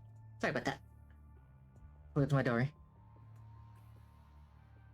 The platform lift begins to shake violently. The accumulating punishing virus transforms into a red electric current, climbing up the platform and into her wing. The wing begins to expand under the effects of the punching virus. A radiant red light envelops Cinderelic. Amid the blinding light, she descends to the base of the platform. The ball of light enveloping Cinderelic leaves a trail of crimson snowflakes. The remains at the base of the platform begins to shake under its powerful force. Chrome sprints towards a blinding ball of light, slicing the red current with his scythe. His blade rends the hetero creature, is protecting Cinderelic in twain, and the tip of his scythe penetrates the heart of the blinding light from above. However, a deafening rumble reveals that the remains of the hetero creatures have taken a new shape. Jitterbombs. Even though the explosive power of a jitterbomb is not particularly strong, such a large number in a confined space is sure to be fatal. Where'd Cinderelic go? With the platform now covered in glowing red jitterbombs, Cinderelic is gone without a trace. Get to higher ground now. Chrome fires a grappling hook to the top of the shaft, hooking into a wall. You sure came prepared, Captain. Grab onto me. Got it. Kamui grabs onto Wan Chi's collar, lunges and grabs onto Chrome's ankle as he's hoisted in the air. Right as the trio is hoisted into upper rafters of the shaft, the thunderous boom of the explosion comes from below. That's my captain. We're almost... Why didn't you do that earlier? Before Kamui could finish speaking, Cinderelic appears before them and unleashes a downpour of arrow-like plumes coated in concentrated punching virus. Hanging on to Chrome, Kamui and Wanchi are certain they are unable to dodge a barrage in time, but to their surprise, Chrome releases the pulley on the grappling hook, causing the trio to rappel rapidly. The barrage of feathers originally aimed at Kamui and Wanchi are now aimed directly at Chrome. A bolt of lightning vaporizes a majority of the feathers. However, a few still manage to find a mark on Chrome's shoulder. Captain? Brace for a landing. The trio rappels firmly onto the base of the platform and look up at Cinderelic. Because the limited speed of the grappling hook is prone to turning us into a moving target. Right. As you said, turn back time, those things turn into jitterbombs. Is that what you once were? Mimicry. Camouflage. This is something that almost all creatures do. Cinderelic reaches out her hand and strokes her wing. It used to do that when it was little, so... Is that why you pray to the past? Cinderelic furrows her brow to the trio's surprise. She quietly waves farewell as the fish carry her away. You're running away too? It's here. She points her slender fingers up as a dark, stalwart figure descends from above. It appears with the familiar figure. Seeing as you passed the test, you are deserving of a more fitting reception. Witness their Meister's creation.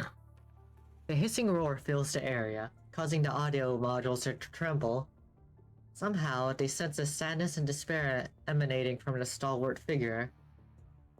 Such an opportunity is a rare treat. Let me give you a bonus question. How many constructs from Babylonia do you think it is assembled from? You. Piece of cake, Captain. Let's destroy like any other corrupted. Strike Hawk, prepare for battle.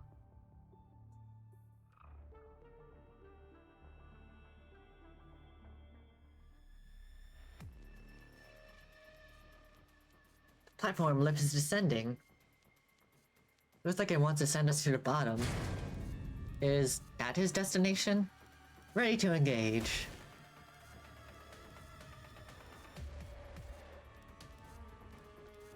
Look at all the infected. Give it your best shot. But I got this.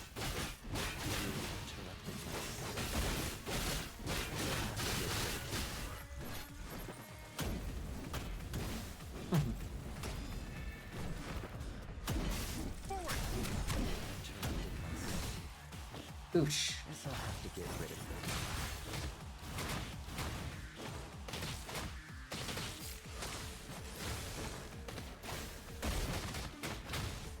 The one that is strongest wins. How do you feel about the result? Yeah, let's go! How do you feel about the result? Cap, your frame. It's not a problem. I can hold it out.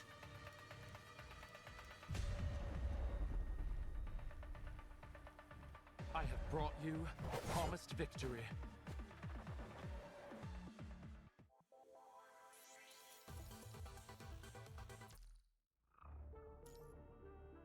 Perfectionism. He speaks with no lofty words and acts like a modest teacher before his enemies.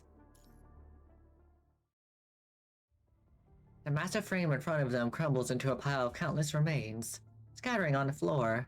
Numerous neurocables and parts protrude from its hulking arms, some of which are still covered with Babylonian manufacturing logo.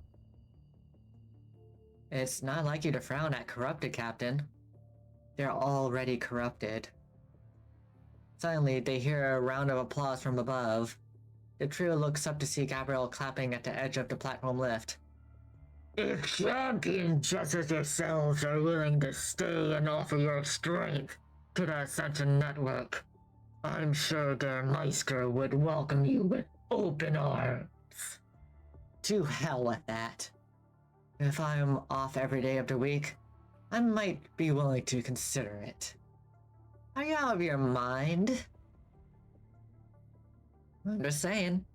Only if I don't have to work. With their usual banter, Crow manages to smile despite their current predicament. Well, there's your answer. We won't stay here, nor will we serve the agents. Since you've rejected my kindness, I'll leave you in the elevator shaft to become nutrients for the red tide. The platform begins to shake as the surrounding punching concentration begins to skyrocket. We're gonna drown here. I don't want to become a fish, Captain. Get out your grappling hook. Gabriel looks down coldly from the rafters of the shaft, as if waiting for an opportune moment to strike them midair. Regardless, being attacked by Gabriel midair is preferable over drowning in the red tide. Chrome takes out the rope, quickly grabs his comrades, and leaps into the air. Right as Gabriel is about to strike the coupling, the feeling of indescribable oppression comes from above. He takes 2 steps back, and looks up with Cinderella and salutes. What brings Babylonia here?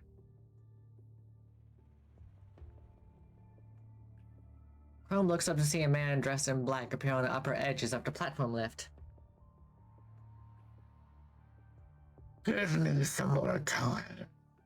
I've got this under control. No matter. I'm just here to see who's giving you so much trouble. Sorry for the delay. He looks at Strikehawk hanging from the rope as if any move they make will be met with repercussions. Mr. Gabriel left them for me to get some combat training. Cinderella's salute and indifferent expression makes it seem as if she is merely facing a teacher, rather than the mighty power of an agent. And the results of said training? They're almost as strong as Grey Raven. Cinderella's failure is to be expected. Oh, I recall you mentioning that team.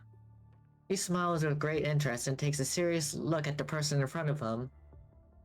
I hope they are worthy of your recommendations. Standing on high ground, he waves his hand at Gabriel. Enough. See to your guests. She's looking for you. It's her. Correct. I've enhanced your frame. Don't let her get the best of you like last time. I won't let you down, Mr. Von Gut. Isn't that the name of that rider? The ancient by the name of Von Gut turns to Chrome, then puts his index finger to his lips as if gesturing shh.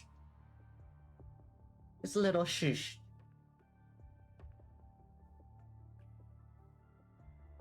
That's a secret. He withdraws several steps and gestures them to approach. Come, Hanging on a rope is not my way of treating guests. Seeing them remain where they hang, he smiles as if to welcome them. You don't think I'm gonna catch you off guard, do you? Well then, come on now. The trio quickly climbs up the rope to the top of the platform lift. Von Gut once again gives them a welcoming gesture, like that of a kind and dignified lord receiving guests at his estate. Welcome to my temporary base. I assumed Alpha was going to bring the Grey Raven, Gabriel, as mentioned. I wasn't expecting the likes of you. But considering that Gabriel advocates on your behalf, I'm inclined to trust his intuition. Alpha? You mean the ascendant that serves Luna? Hearing this name, Chrome palms begin to sweat. As if Alpha is here too, she is likely to be with Luna. If they can locate Luna, Girlina will be free of some suspicion. Seems like you still got a lot to learn about her. Chrome had received intel on the Ascendants prior to the mission. However, the report on Alpha only stated that she serves Luna, and that the two are sisters. As for her combat ability, it was only marked with warning in red letters. If such a powerful Ascendant wanted to destroy them, why would Alpha let them waltz right into their base? As if noticing Chrome's contemplation, Von Good begins to speak of Luna. I once saw Luna long ago. She was an outstanding agent.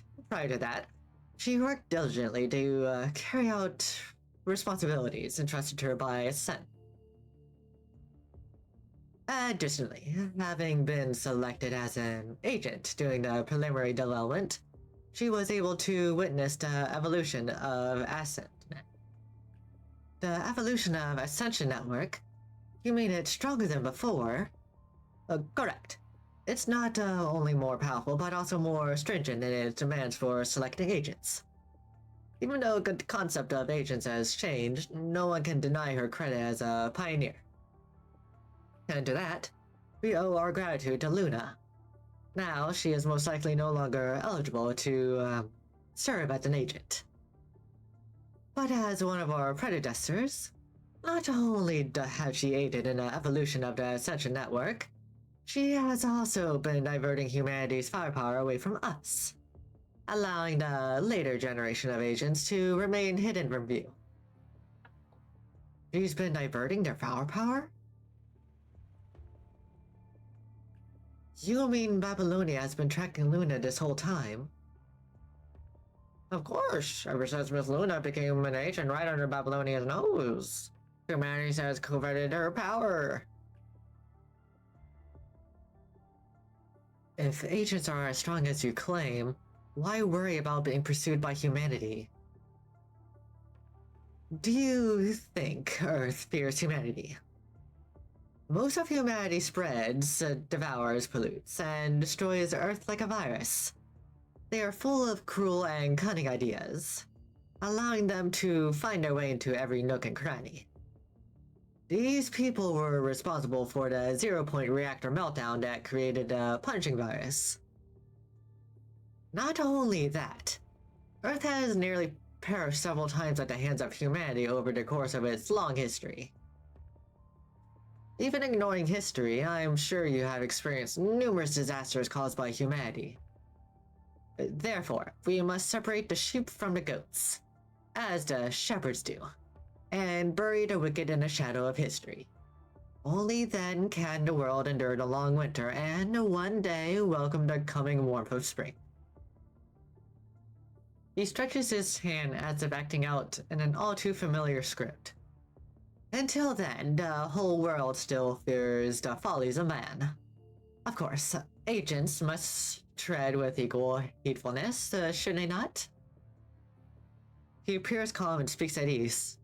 Although he says that they should fear the follies of man, there is no look of tension or fear. Standing among the group, he has the demeanor of an astute orator, calmly sharing pearls of knowledge gathered through personal anecdotes. Even as agents, you must continue to improv, learn, adapt. Much like the Dunning-Kruger effect states, people will only step onto the path of self-improvement once they realize their own shortcomings. His words lack any sense of self-aggrandizing. He is like a modest teacher standing before the enemy. However, Chrome knows this modesty comes from the confidence of knowing that, no matter what happens, he can handle it with ease. It is precisely because of his overwhelming power he is able to speak so freely about weakness and secrecy in front of his enemies. If anything appears unnatural, it's that he keeps inadvertently glancing at Kumui's waist. Continuing to listen to Von Gut's musings, Chrome turns his head slightly and glances at Kamui to figure out the cause of such irregularity. Fears that the buckle on Kamui's tactical belt has become loose during the previous ordeal. Is that it? As an agent, I have long been searching for those worthy of building a better world with me. However, few are capable of passing the preliminary filtering, even fewer are willing to go beyond it.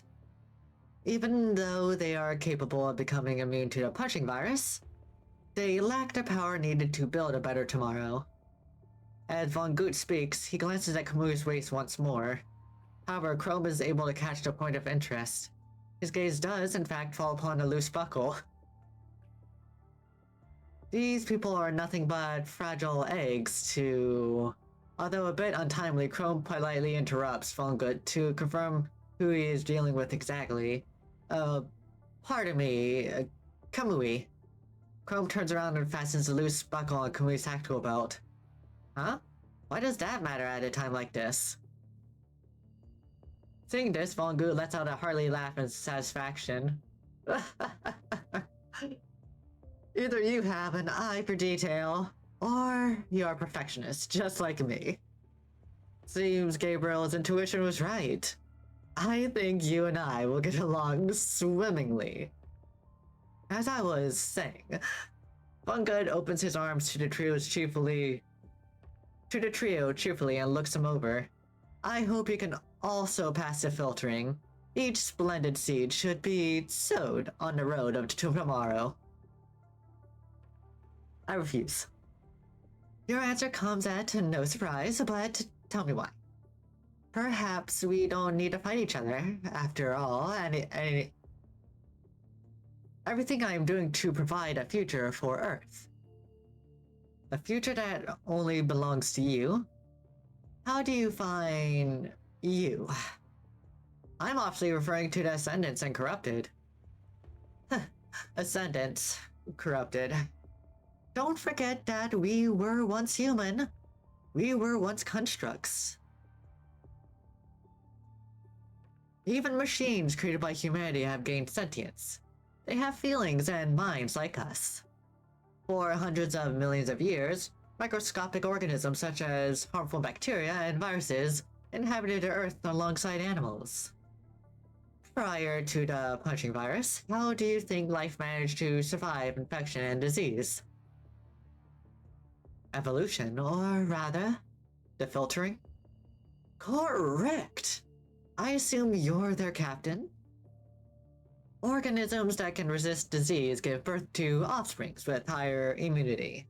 Those that are weak, regardless of their time of birth, will only rot, thereby becoming nourishment for the land. During the filtering, organisms will gradually evolve. This is the order of the world.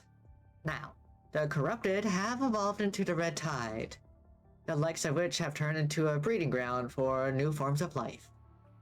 The dead becomes nutrients for the creation of new life. This is the will of the punching virus. The Ascension Network is no different. However, this filtering will come at the cost of people. Life must be cruel only to be more beautiful. Von Gut smiles as he focuses his gaze on Chrome. It seems your Enver device is different from the others. Interesting. Humans still manage occasional moments of brilliance in their struggles. But alas, this brilliance is too insignificant to assure victory. But even with the slightest ray of hope, we will wait the day it expels darkness. Wait. Yes, but wait. One Good places his hand behind his back and ruminates over the word. And if a punching virus shows no sign of subsiding, you'll take the solace in such frivolity as you wait? However, there is no such room for leisure now. Humanity will stop at nothing. The people you deemed unfit continue to make changes. But I only see that they are complacent and stuck in the ways of the past. Not to mention that they have not given up killing each other in the name of science. I mean, he does have a point. They've been turning a lot of humans into, robots. How long can your persistence and stubbornness last in this struggle while still upholding these pandatic ideas? He adverts his gaze from the three faces and lowers his head in disappointment. In the dark waterway, the dusty lights begin to flash.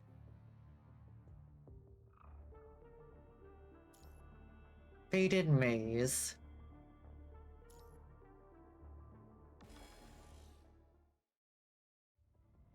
Their surroundings begin to disintegrate. The flickering lights and image of Von Gut begins to drift in space. My visual model is being hacked. Oh, is that all? Suddenly, numerous ear-piercing alarms begin to buzz in his ears. Memory deviation at 31.217%. Record erased. Listen to the fear in your heart. I used to respect that guy, but now he's just a useless tool. Establishing simulation link. Memory deviation at 30.316%. Place him on the front line. He can recall if he dies. Record erased. Establishing simulation link. By the look of it, the chief is no longer Langston. Record erased. Establishing simulation link. Establishing simulation link. Establishing simulation link. Chrome's field of vision gradually returns amid a frenzy of alarms. He suddenly finds himself before a red warning screen. It is not so much fear as it is disgust engraved in his memories. Smith had long been perfected. I brought you back as my son to make you a Smith and become the perfect me. No, it's not like that. Langston, as my son, you know what to do, don't you? I've already broken free from my shackles. You are a failure. Nothing you have ever done has surmounted to anything. It's always been like that. No, I've already gotten what matters the most. The agent will crush your teammates, one by one. Those you respect will be framed and put to death. And you are powerless. Ignoring the ear-piercing noise, Chrome quietly grabs his weapon. You want to protect them. You want to protect those who are doomed to abandon you. Constructs are only seen as a convenient tool you saw for yourself. The moment you became a construct, you became a loser. You'll never be the chief. You'll never be a true commandant or a commandant. And now, you are only a tool. Doubt, undeniable doubt.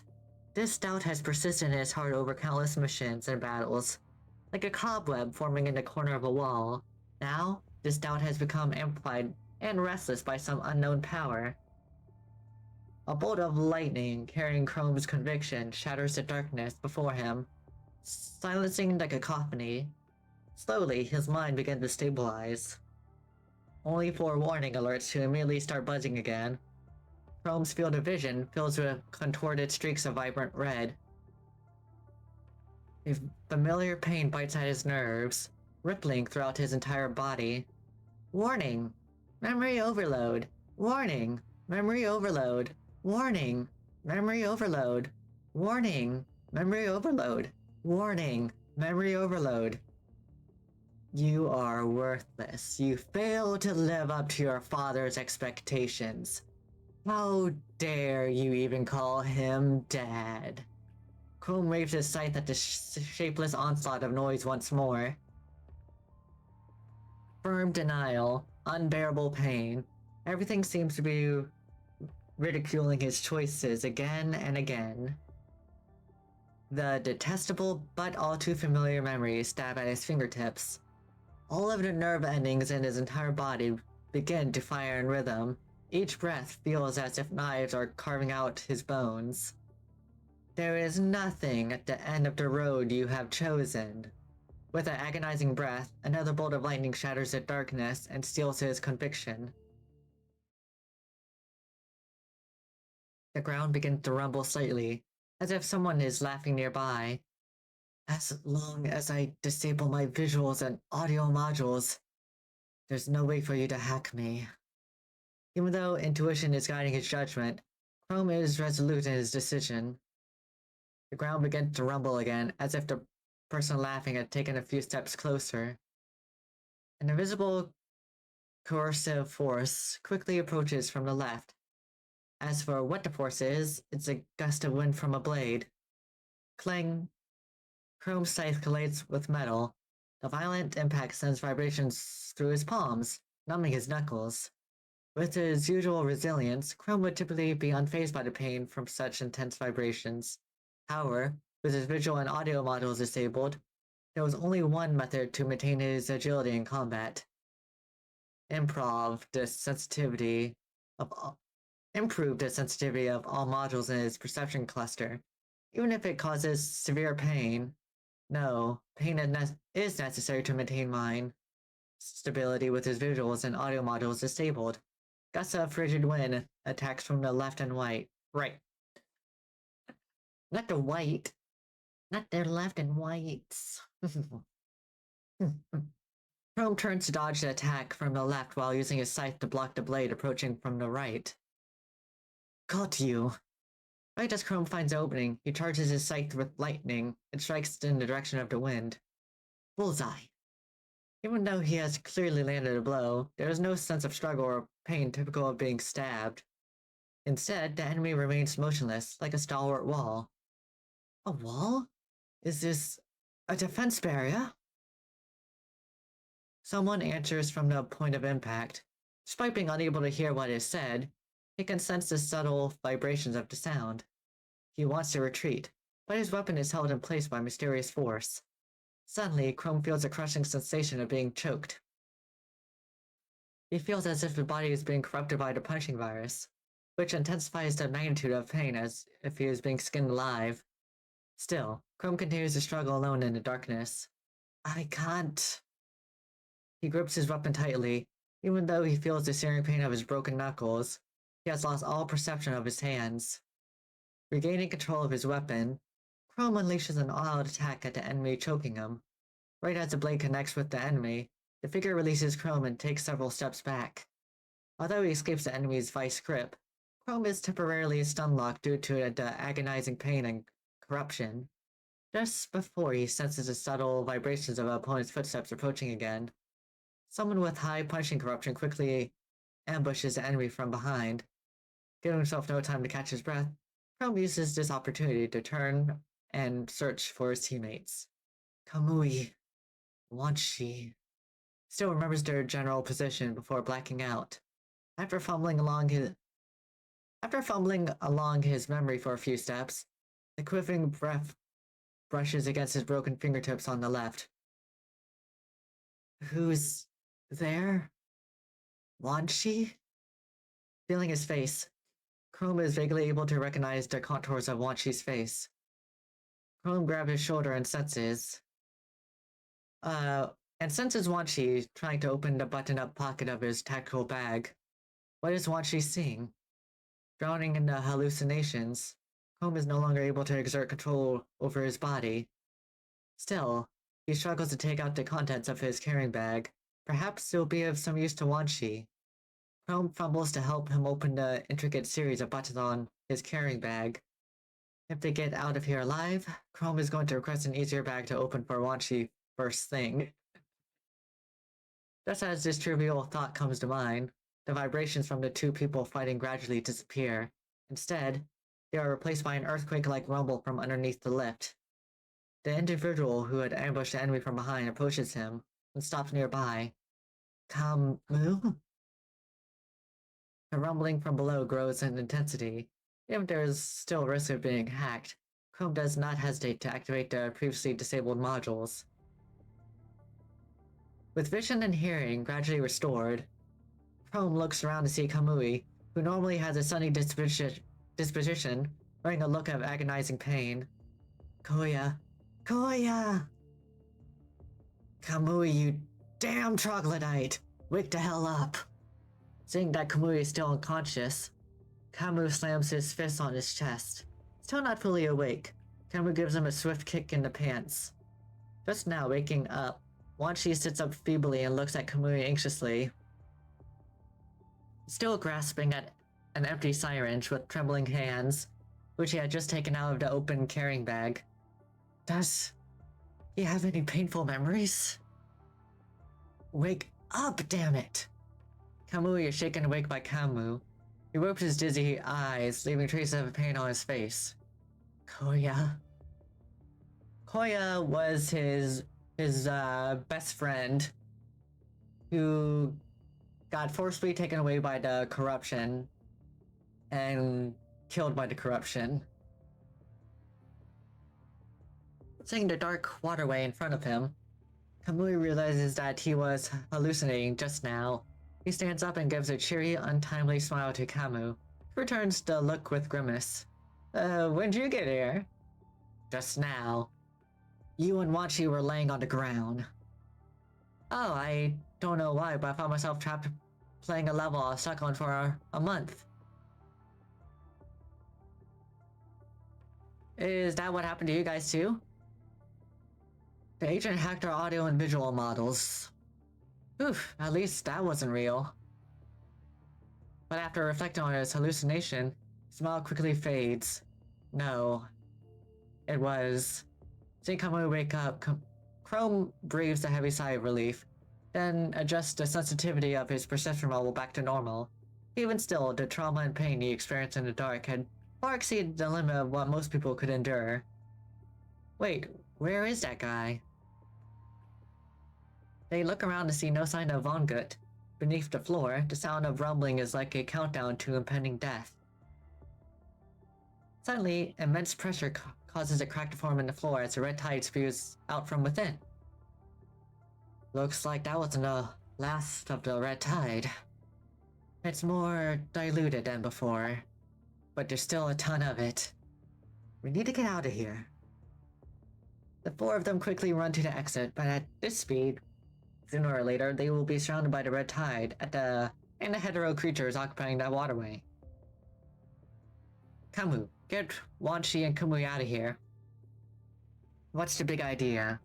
I'll try to hold off the red tide to buy you all some time. Let me help you, not like the red tide will do anything to me. On the way here, I found some switches that open up to secret passages. It'll be easier if I showed you. Captain, forget it. You won't listen anyway. Wan Shi, let's go clear the way. Alright, but don't wait up for us. Relax. Wan Shi, let's go. Alright. Be sure to come back in one piece.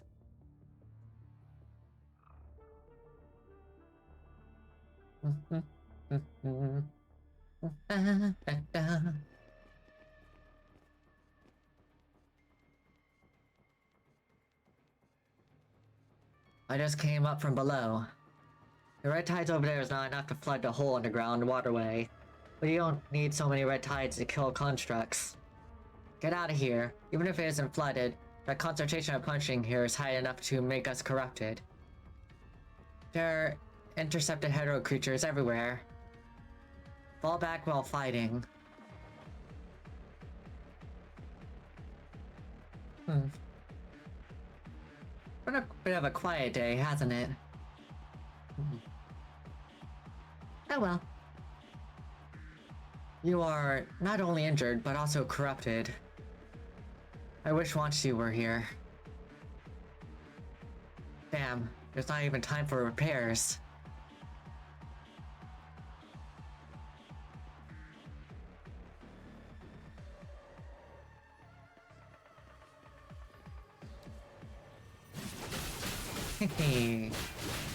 Time to kill the bugs.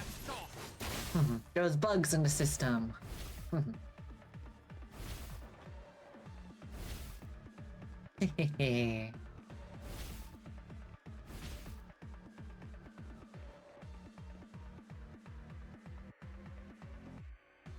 The concentration of punching is still rising. Better stay away from me too, or you'll get worse. There you go again.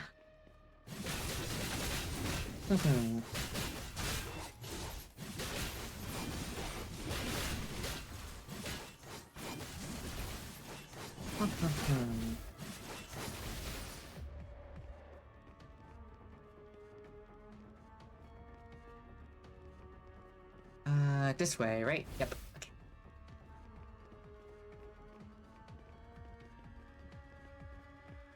At least I think it was this way. Yep. Okay.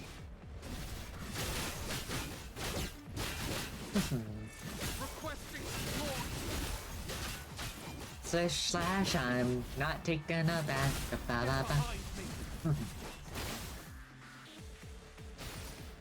Alright.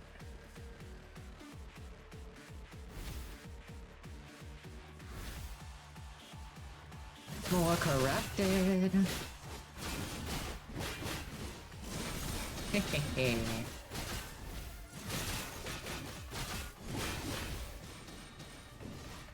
This way. Oh wait, nope. There's still one more. Okay.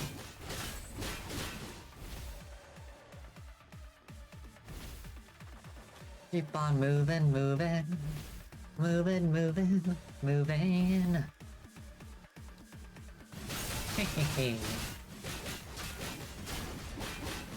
Winner is me.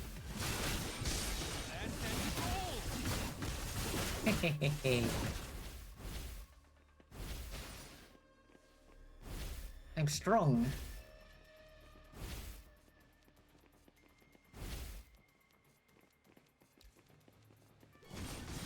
Oop, here they come dropping.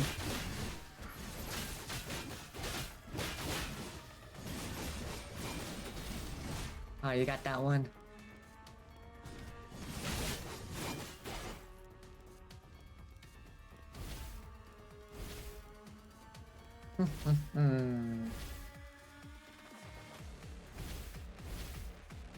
Bam bam bam bam bam bam bam bam bam bam bam bam.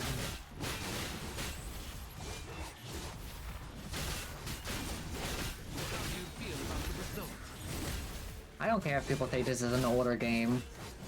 I'm still enjoying it.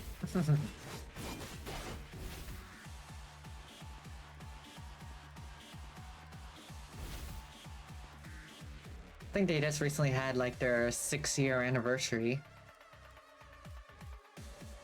The red tide is about to flood here. Hurry up, go up the ladder up to the upper floor. No, you go first. Don't you hear that? The massive hetero creatures are coming. One of us should be left behind to take care of it. If those get through, none of us will be able to get out. Kamu.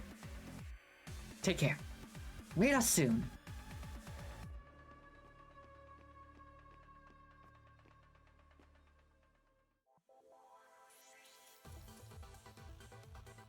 Well, much like with Resuriana, I'm gonna tackle the game like I treat a visual novel. Which is what I love doing. No response. Kamui spots a faint smile on Chrome's face before Chrome completely loses consciousness. Climbing the ladder, the ground underfoot begins to rumble slightly. The source of the rumbling not only comes from Camus fighting against the enemy down below, but also from the heterotypes rushing towards Chrome from above. Facing the surging wave of hetero creatures, Chrome is forced to defend his position in front of the latter. Even if the corruption of his frame reaches critical mass, he will still continue to fight. However, this is no foolhardy self-sacrifice. Rather, sensing that the level of corruption is no longer rising, he detects something about this strange anomaly. I'll take a page out of your playbook. As long as he can hold on a little longer and intercept the enemies rushing towards him, his determination might just be able to pull off such a Hail Mary. Even then, he can barely keep such an unspeakable plan suppressed in the bottom of his heart. Chrome takes a step forward. Scythe envelops in lightning slashes the hetero creatures, smashing wave after wave into pieces. But right as he catches a glimpse of victory, he hears the sound of ominous footsteps slowly approaching. I'm sure you think it's a miracle if you made it out of here alive.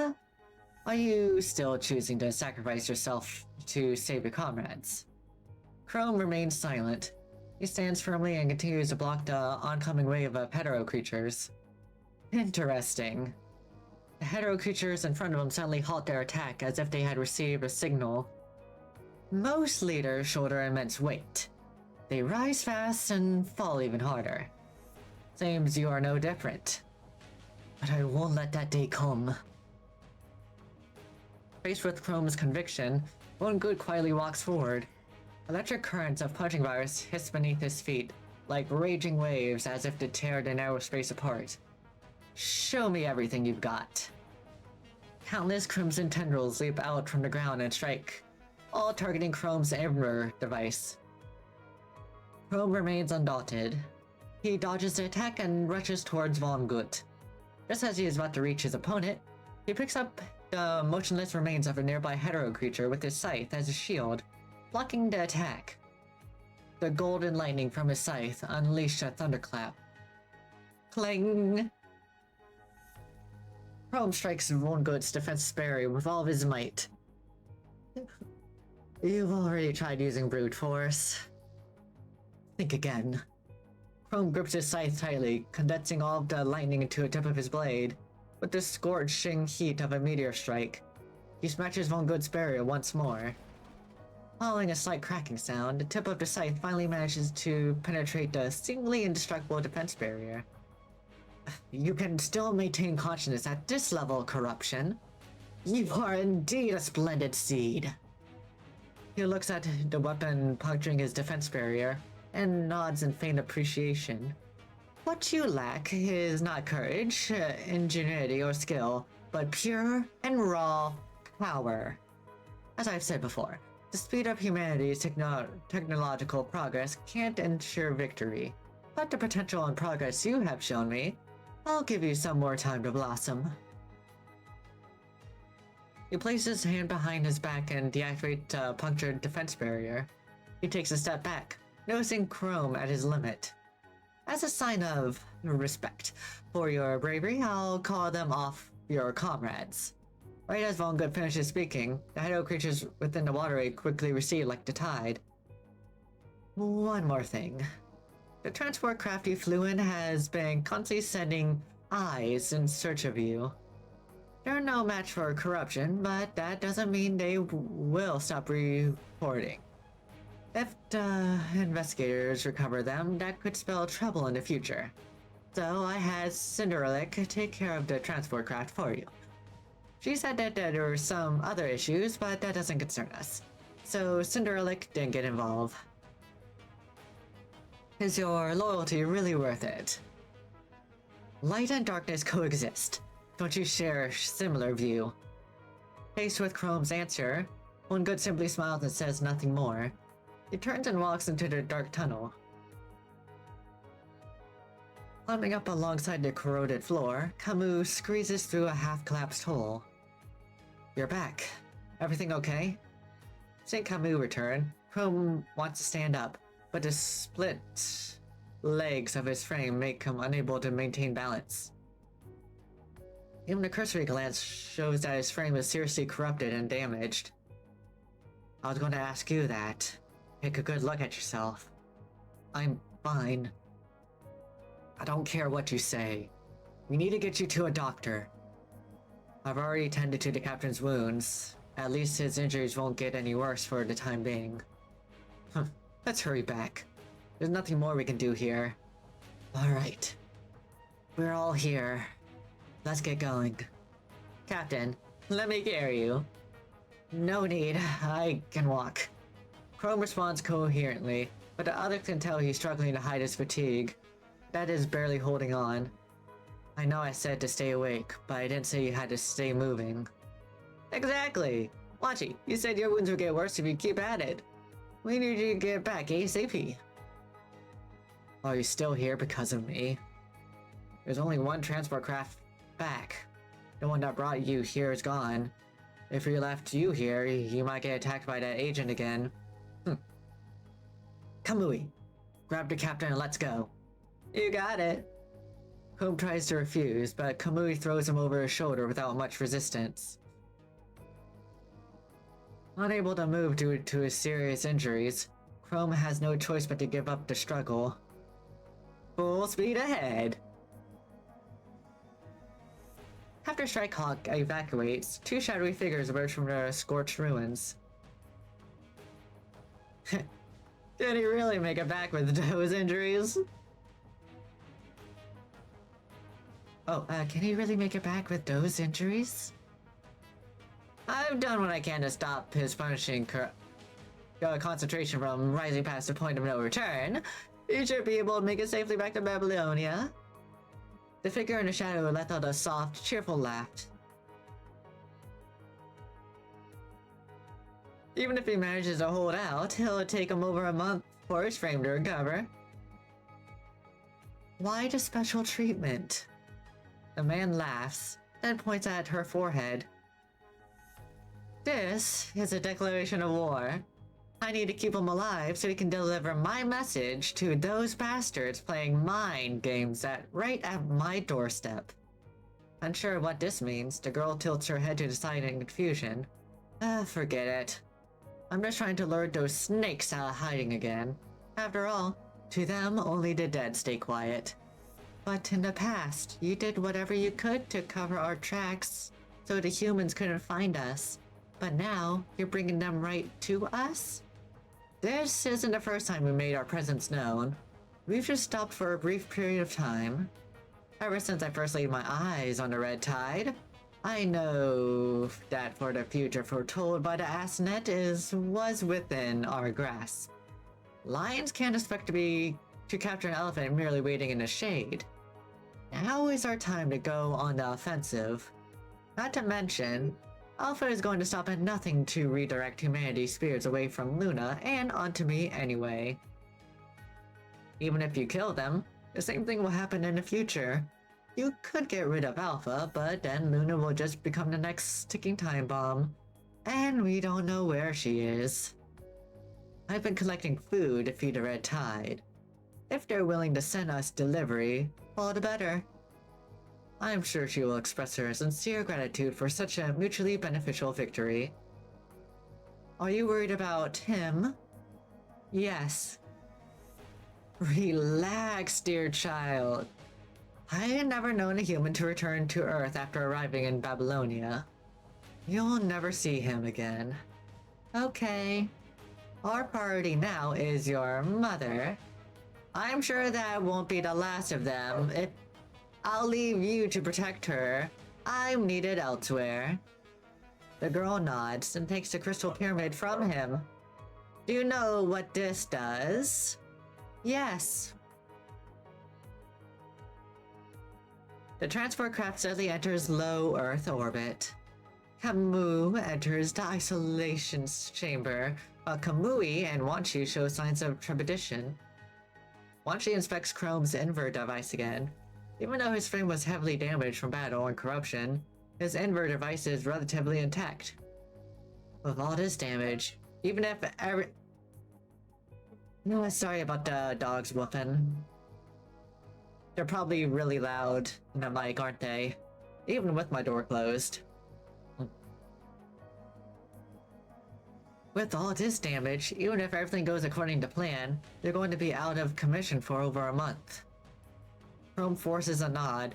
Feeling weak, he can only lean against the cabin wall. The dark sky outside the window makes him drowsy. Prior to their departure, Chrome cancels the countdown for the distress call and sends out an emergency evacuation request to the nearby task force, hoping that they stop their search and rescue mission and evacuate ASAP. If the squad encounters the agent, there will only be one outcome: death. For Chrome, he had long since grown acquainted with the word death. This is war. He recalls what his father had said to him. Death is inevitable. That is also what his father had said. As long as you are a soldier on the battlefield, your day will come. I've already applied for your transfer. Thank you for your outstanding performance during the mission.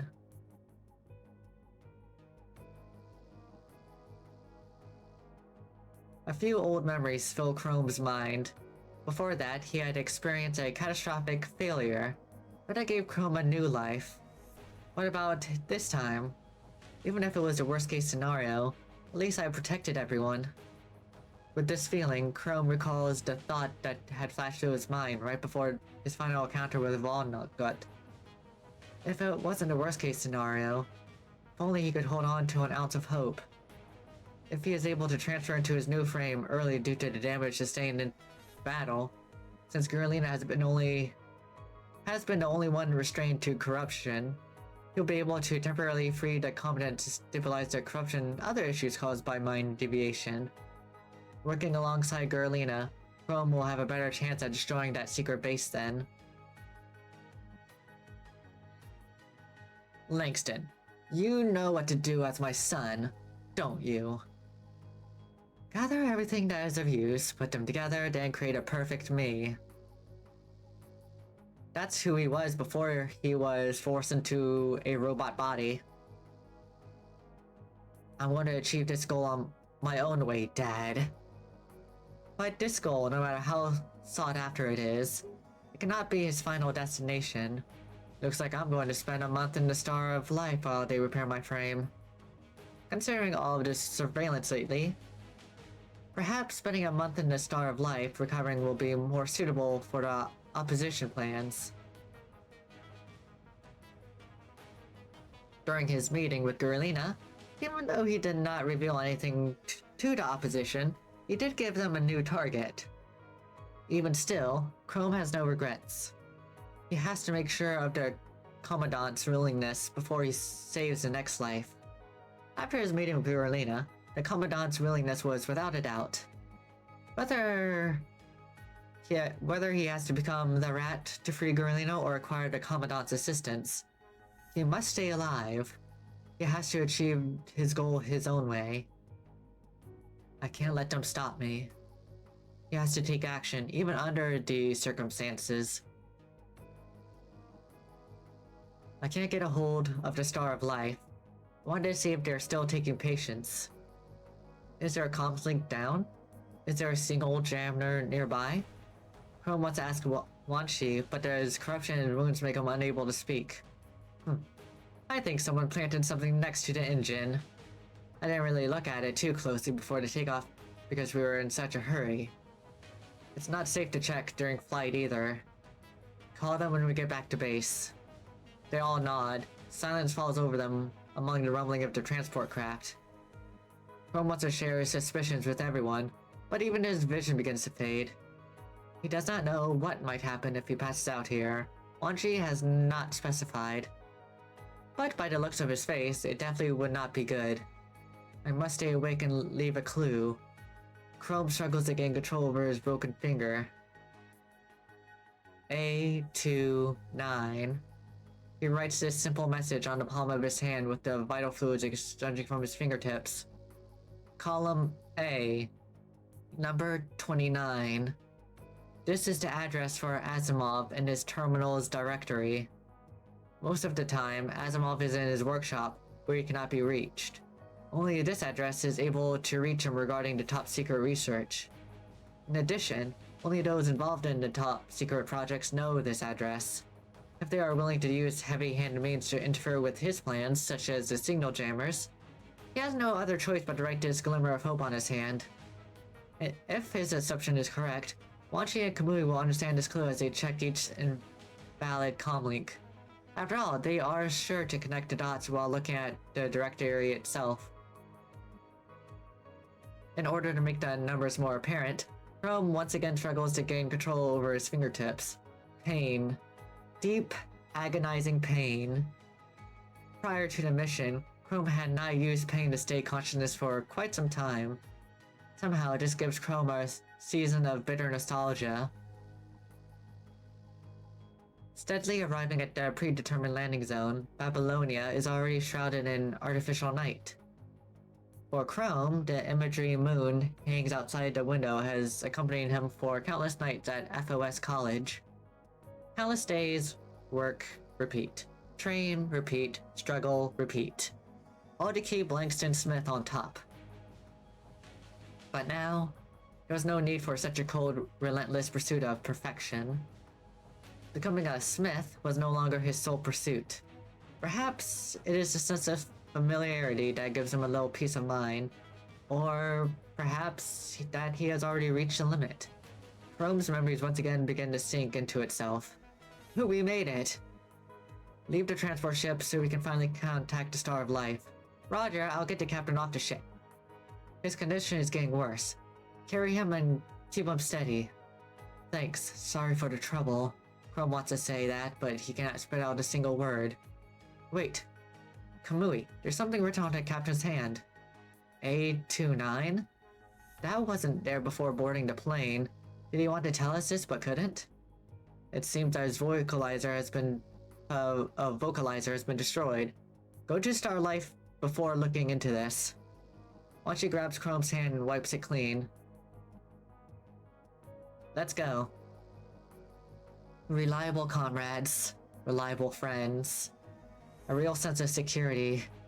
He thinks of how fortunate he is for being the captain of Strikehawk. Hey, before Chrome falls into a coma, Kamui sees a smile on the corner of his mouth.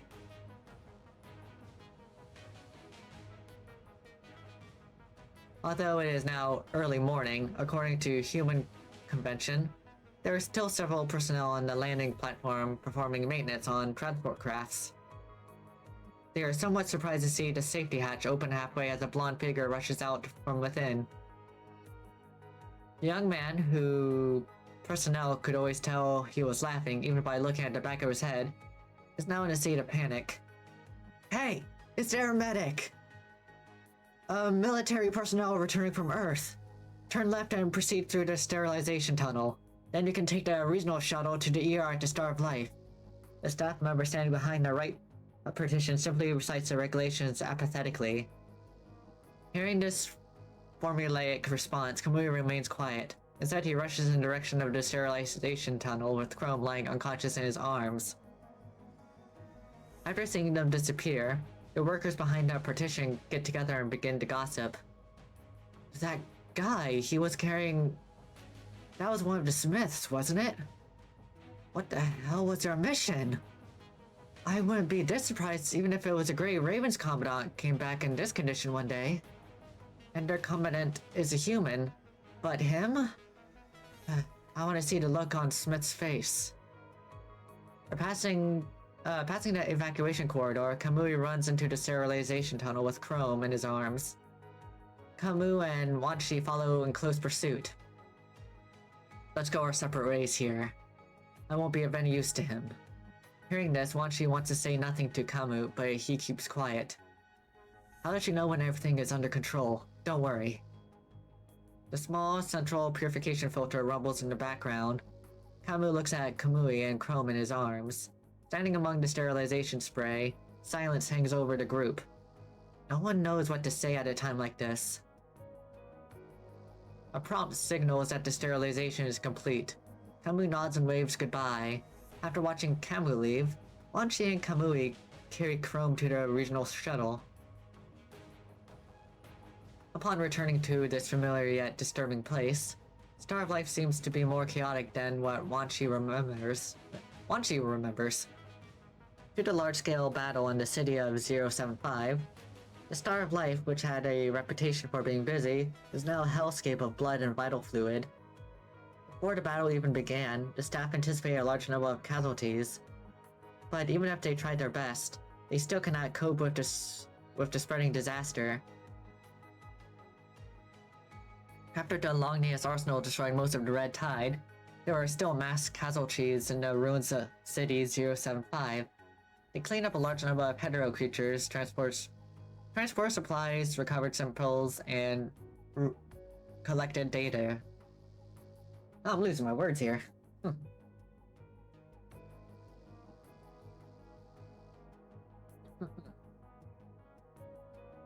It may have appeared insignificant compared to the achievements of the core personnel, but it was still equally important.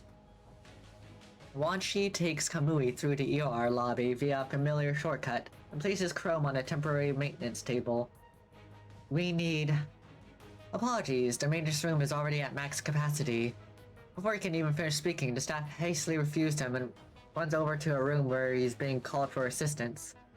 How can there be this many wounded? Wanshi, let's connect to President Hassan. Wanshi nods. They both open their terminals, then dial Hassan and Cecilia. No response. No response from Celissa either. Is it too late in the evening? What about Asimov, or the others? Most of the others are out on missions, but we can try Asimov. Both of them repeatedly call Asimov for help, but he does not pick up. After a long time, a strange face appears in front of their comlink. Celissa. Hello. Celissa is currently in a meeting. I can relay a meeting to her through, though if you wish. Both of them quickly explain the situation. If someone is injured, please proceed to the Star of Life and follow the procedure. But they're already at max capacity. In that case, wounded personnel have no choice but to wait for a vacancy. I'll relay the message to Celissa, but neither her nor the president can help with medical issues. I recommend you wait patiently. Are you kidding me? My response is according to protocol. I can repeat it if you like. You piece of... Enough. I guess we have no other choice. Wanshi abruptly terminates a call. Seems like Hassan and Celia are tied up as well. Their comms are being rerouted. There's no point in wasting your breath. We have to think of another way. Well, if it isn't Dr. Wanshi, I sure haven't seen you in a while. A somewhat familiar face appears in the corner. You're still here? Well, there's no other place for me to go now, is there? Anyway, I have a frame that needs maintenance. Is there space? Can't you tell? The doctor laughs awkwardly.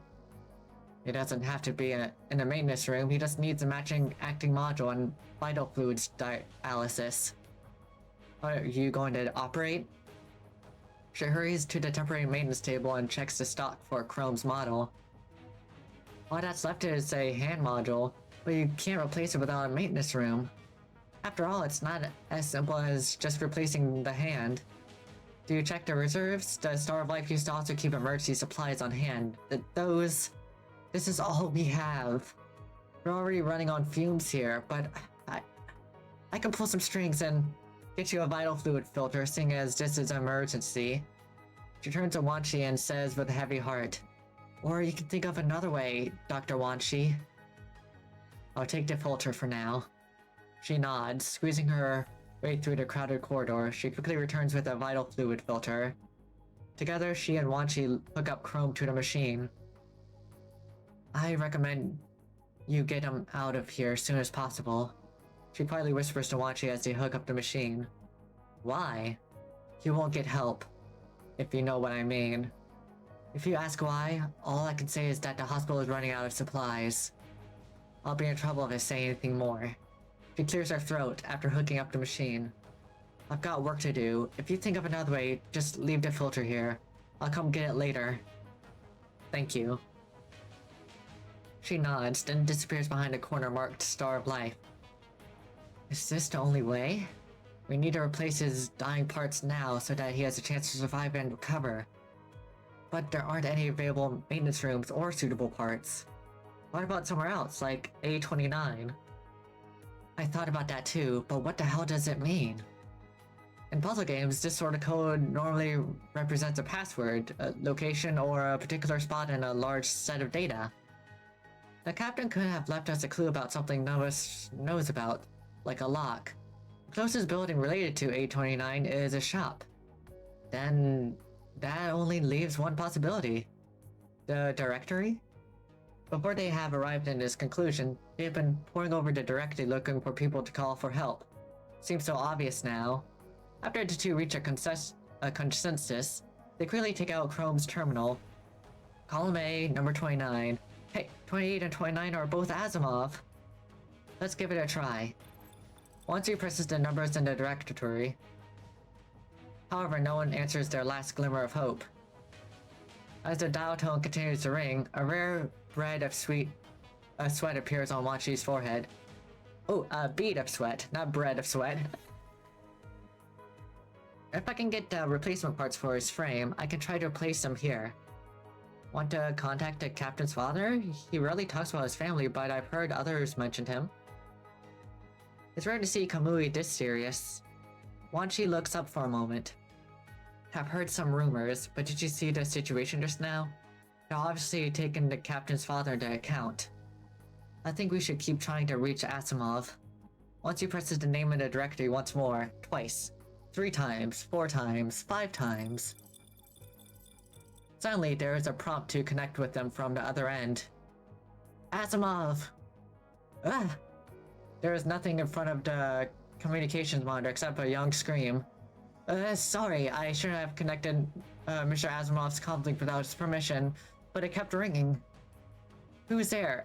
Forget it, doesn't matter. Do you know where he is? Oh, what? It does matter. My name is Rosa. I came to ask Mr. Asimov a few things.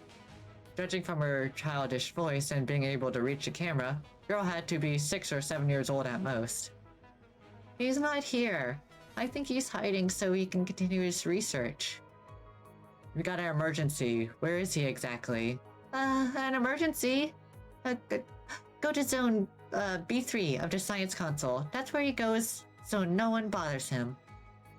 B3 is the new research building of the science console, which is fairly close to the Star of Life. Let's go. A ray of hope shines on their beleaguered faces. Kamui picks up Chrome again and rushes to the shuttle outside. The shuttle quickly turns into Zone B3. There's a young girl standing in front of the stairs of the building. Hi, I'm Rosa. You said it was an emergency? So I followed you here to see if I can help. Mr. Asimov should be in the sealed lab. Sealed lab? Yeah, Mr. Asimov doesn't like being bothered, so... She explained obediently, but begins to get nervous after seeing Kamui's anxious face. Sorry, follow me. Rosa races into the building and up the emergency stairwell at nearly Mach 1, being on a wall around the corner. Mr. Asimov! Rosa's voice trembles with a slight whimper. The crashing of various research equipment comes from the depths of the sealed lab. Arriving upstairs, Asimov stares at Wanshi with kindred dark circles of brilliance under his eyes as he's packing up the things he had just knocked over. Wanshi wants to ask, so someone can scare Asimov, huh? But he has more pressing issues. Save our Captain Asimov. He looks at Chrome, who is gravely injured in Kamui's arms, and his face turns pale. Come with me. Asimov hurries into the sealed lab. Rosa stands there timidly and waves as if choosing not to follow them. This might not be the ER, but your timing couldn't be better. I've been working to fix the remaining problems with the Chrome's frame since this morning. Sorry I left my terminal in the workshop. People kept disrupting me. I just so happened to fix the issues that have been giving me trouble all this time. Asimov pushes open the door, takes Chrome from Kamui and places him on the maintenance table. Wansi, give me a hand. Wansi nods, and immediately begins attaching various instruments near the table to Chrome. What about me? I still need to confirm some things. Grab my terminal. Rosa may have taken it with her. Terminal? Go. Roger. I'm gonna take a little short break. I'm gonna get some more water. and all that. But I'll be back soon.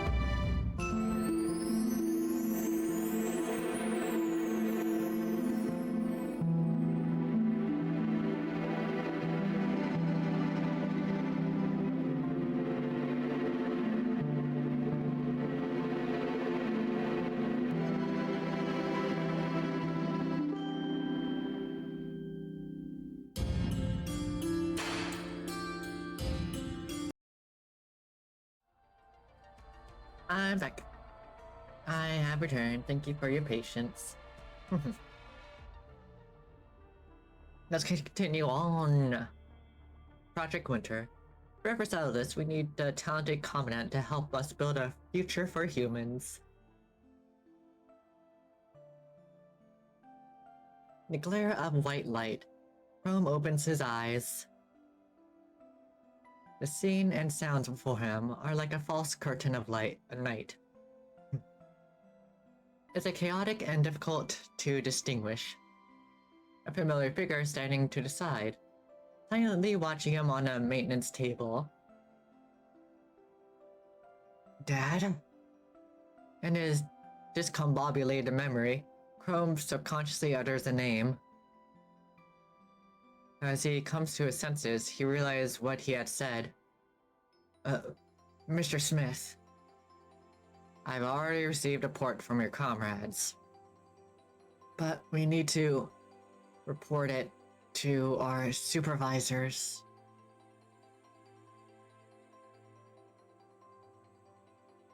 Wanchi's already taken care of that.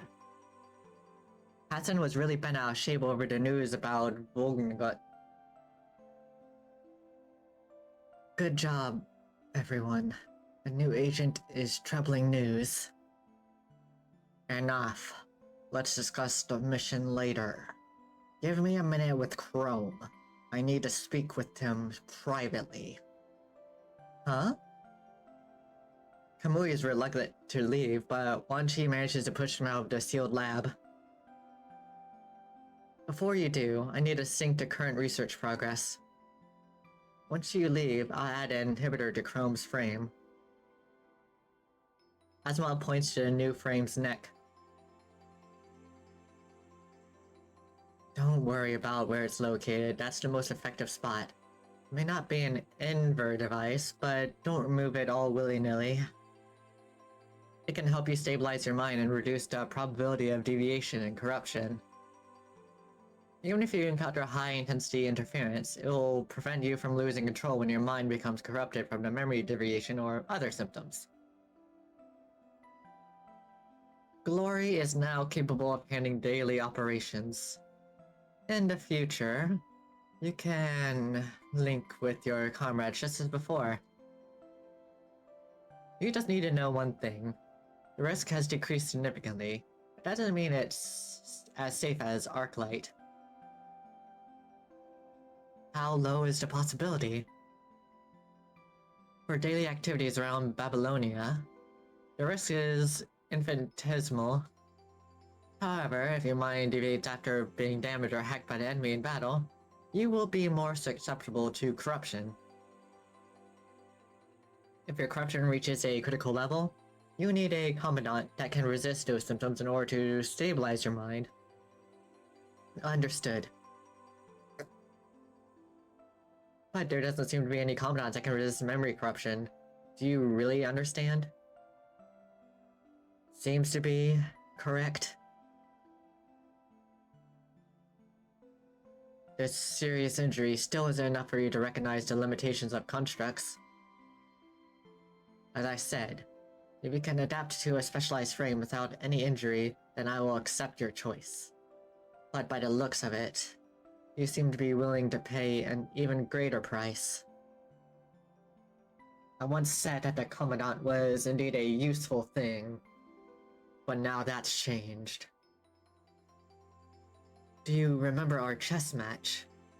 You said to me, if you choose to abandon your troops, the war will end faster. You taught me to look to the future while watching the present. I'm using my own method to collect useful things and create a future of my choosing. And is that to use everything you have to surpass Smith? Correct. I refuse to abandon past events and my past self. Most importantly, I refuse to abandon a single soul. This redemption is my own. Once you get involved in this vortex, your battle will spread from the battlefield to every corner of your life. The cage of sight, the noose of language, and the abyss of power will come for you as you gasp for air at night. Do you think humans that don't have to go into battle live a life of leisure? Even an undefeated commandant is bound by these invisible ropes. Seeing his father, who had always been strict, show a solemn expression, Chrome gently grabs his hand. Already in the eyes of the vortex. The moment I decided to become Chrome and serve as the bridge, I was ready to pay double the price. Chrome. All I care about are methods and results, and I never asked you about your reasons. You know the consequences of stepping into the eye of the vortex. Why do it? For the sake of change. I remember what someone said about change when your procedure succeeded. Whether you become the blade or the blade wielder, having the determination to join the battlefield will result in the same fate. I'll tell you the same thing. Whether the blade depends on its wielder or the wielder depends on the blade, both rely on what it's useful nearest to them. You never disappoint me, Chrome. Thank you for your praise. Thank you for your guidance. I heard Mr. Asimov say that the first transfer to a specialized frame has a high risk of causing her mind to delve into chaos. So, Gurlina is a key to this operation. Correct. Leave it to me. Don't want you going solo again. But, Mr. Smith, think of it as a gift for proving your determination. And as far as I know, a lot of people are being driven by a variety of reasons to free the Commandant. I'm just going to deliver the last piece of the puzzle. I feel like I should decorate this office to accommodate this many visitors. Collins, I came here to discuss something with you. Oh, discuss what? We've got an urgent mission and Gurley is in stable condition. I don't think there's any need to continue observation. Seems like all my guests are here for the same reason today. The Commandant's mind beacon has, in fact, been polluted. You don't want a repeat of what happened to Revenge, right? In that regard, I'll have Gurlina get the treatment in the Star of Life. No need to bother your men. President Emerson. He smiles sardonically, stressing each word. Aren't we partners? Don't be ridiculous. Besides, once we have enough evidence, this matter should be handed over to a person with greater expertise. Even if the Commandant's mind beacon is polluted without causing any corruption. Gurlina is a ticking time bomb. If those accusations stick, what price are you willing to pay for your actions? Stick. Have you found Luna? Of course not. We're powerless to do such a thing. Who do you think we are, Grey Raven? Or would that be the previous Grey Raven? Or this Grey Raven? They all have something to do with the sentence. Even if those slackers under my command captured the Ascendant, she'd be rescued in no time. Fine, I'll take responsibility for whatever happens. Oh? Are you willing to act as a guarantor for Gurlina? That's right. Colin's smile is fixed firmly on his face. Alright, very well. Seems like you've got something up your sleeve if you're willing to make such a decision. Well, I guess I should tip my hat to you then. Since I have your word, I'll let Gurlina go for the time being, considering you and the others came all this way today. However, quitting isn't exactly my forte.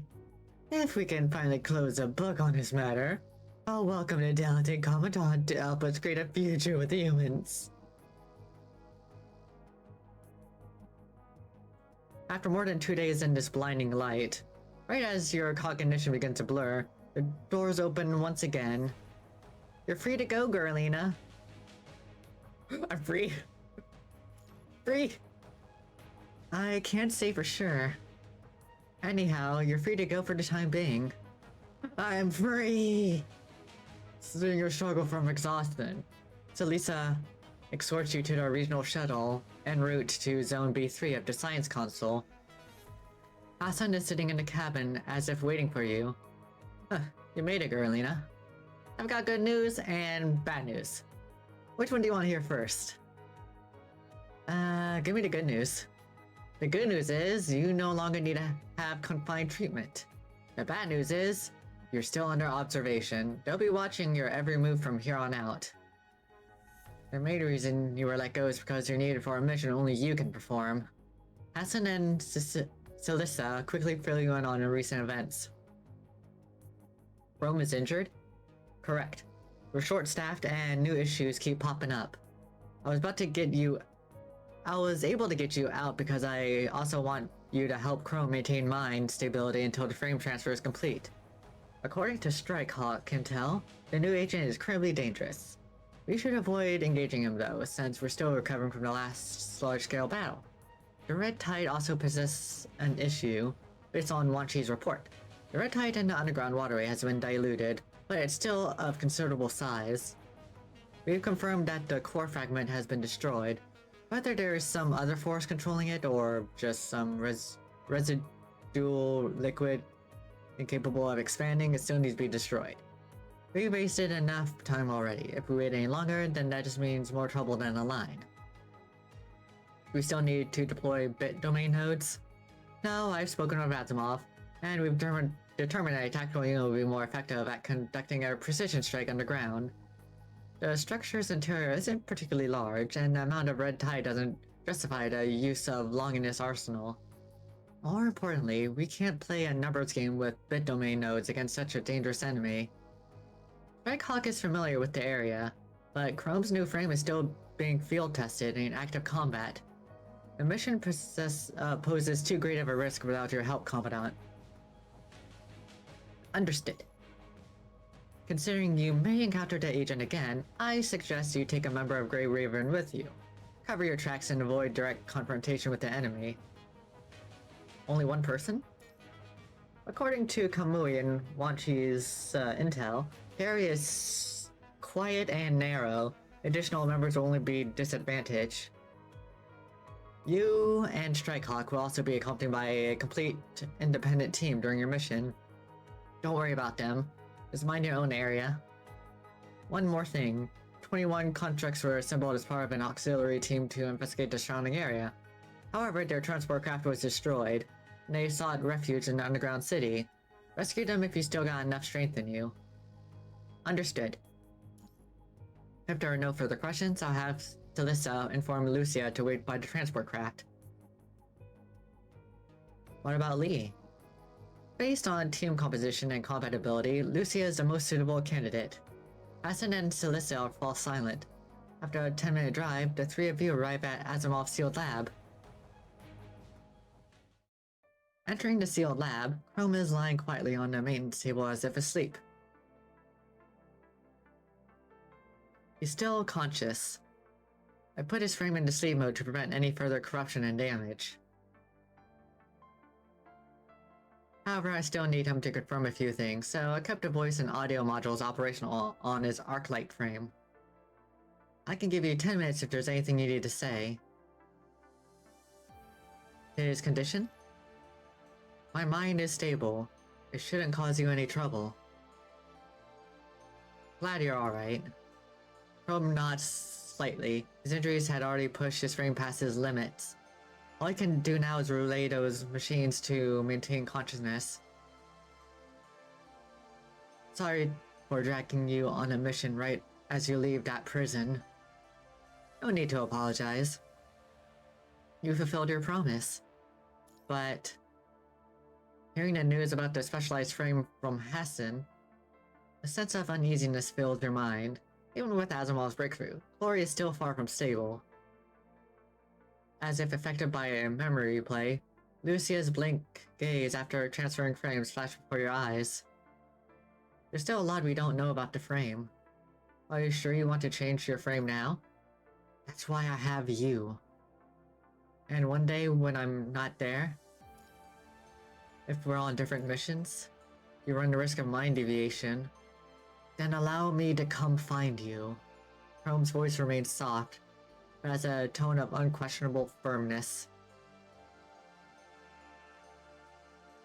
Are you really going to be able to find me? Of course. I'll have several backup plans just in case. You hear a sense of uneasiness in his voice, as if he had sensed something. If you let me, that is. Of course, you got me out of there. Thank you. I'll hold his hand. As if to give him some peace of mind, you gently hold Chrome's hand. Time is of the essence. Let's begin. This is the second time I've conducted a specialized frame transfer. Asimov has a stern look on his face. We've made a breakthrough with the technology, but there's a higher degree of uncertainty compared to Plume. In order to avoid mind deviation, you need a more integrated connection with Chrome than a standard link. And how do I do that? I'll use this machine to allow you to dive deep into his mind and establish an internal link. I'll allow you to see his thoughts and conditions in real time. Does Chrome know? I told him before you got here. You just need to hold on while the link is being established. After that, it's stabilized. If you don't have any questions, lie down on the spare maintenance table over there. Understood. Bring him back. Or you can ask what Asimov meant, your memory falls into darkness. Falling into Chrome's chaotic mind, all you can see is Little Boy wandering aimlessly. Who am I? Where am I? Although there is no answer to these basic questions, he steps forward into the darkness. Alright, I understood. As if following an order. And did I pass? As if trying to reach a target. I won't let you down.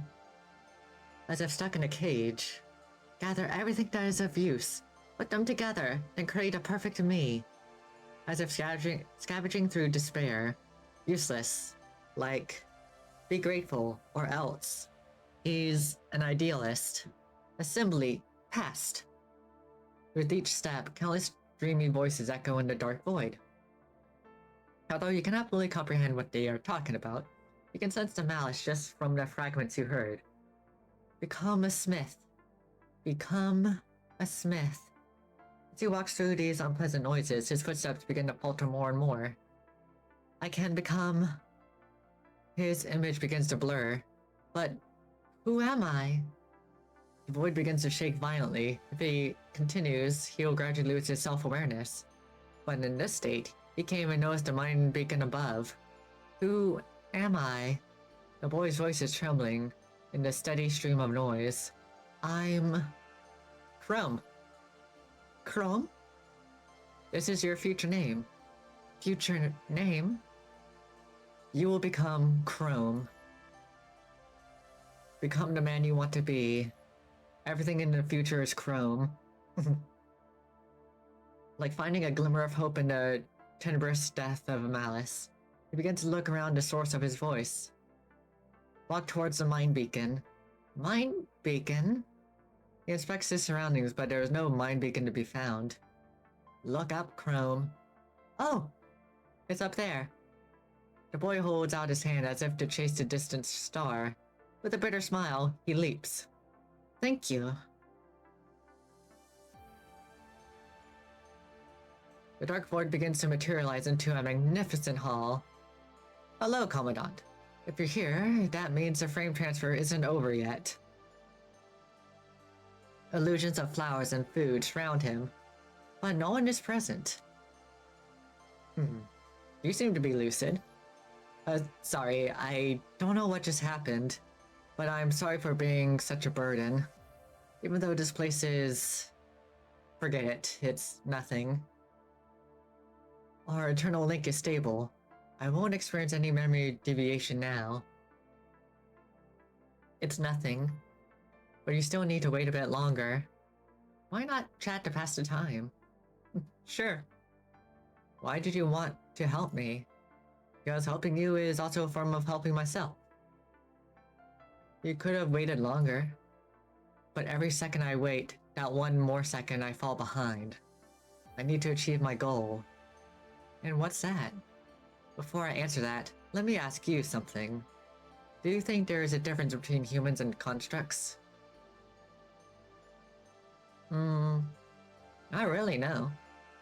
I mean, despite having, like, a mechanical body instead of a fleshy body, like, you still present yourself as a person, soul to soul and all that, right? Not many humans think that. You walk straight through the illusions of flowers and decorations. Humans fear the compatibility of constructs. Individuals without real power can easily be used as tools. Rumors, prejudice, arrogance. If humans go on like this, they only go further towards destruction. I've already seen countless examples and experienced them firsthand. I'm sure you feel the same way. You're right. But contradictions also have cause and effect. If these rumors and prejudice are the final effect, we cannot solve all of this without understanding the root cause. Saying this to Chrome, he smiles and nods. That's why I want to get involved and understand its cause. Only then can I solve it. Can you really, though? Long as we know a little about history, we find that humans repeat their mistakes, no matter what era. But these mistakes are meaningless so long as progress is made. Looking at his firm expression, you randomly recall a passage of a story you frequently come across. Overcoming countless adversities and witnessing just as many lay down their lives, the intrepid heroes continue to search for hope on this most harrowing journey. Most people did not know that this journey could be unworthy of adulation. From the moment they set forth, they were doomed to a life entangled in shadows. Our troubles aren't quite over yet. Don't worry. This is the opportunity I need. You have always been a gift to me. He looks at you quietly and says nothing more. He remains quiet until the magnificent hall begins to fade into the fog. Looks like the transfer is almost complete. Chrome. Even if the path you choose is fraught with hardships, if we can't save everyone, are you still holding on to that glimmer of hope on this most harrowing of journey? As your vision begins to blur, an unwavering smile forms on Chrome's face. Heck yeah! そうだ望むとも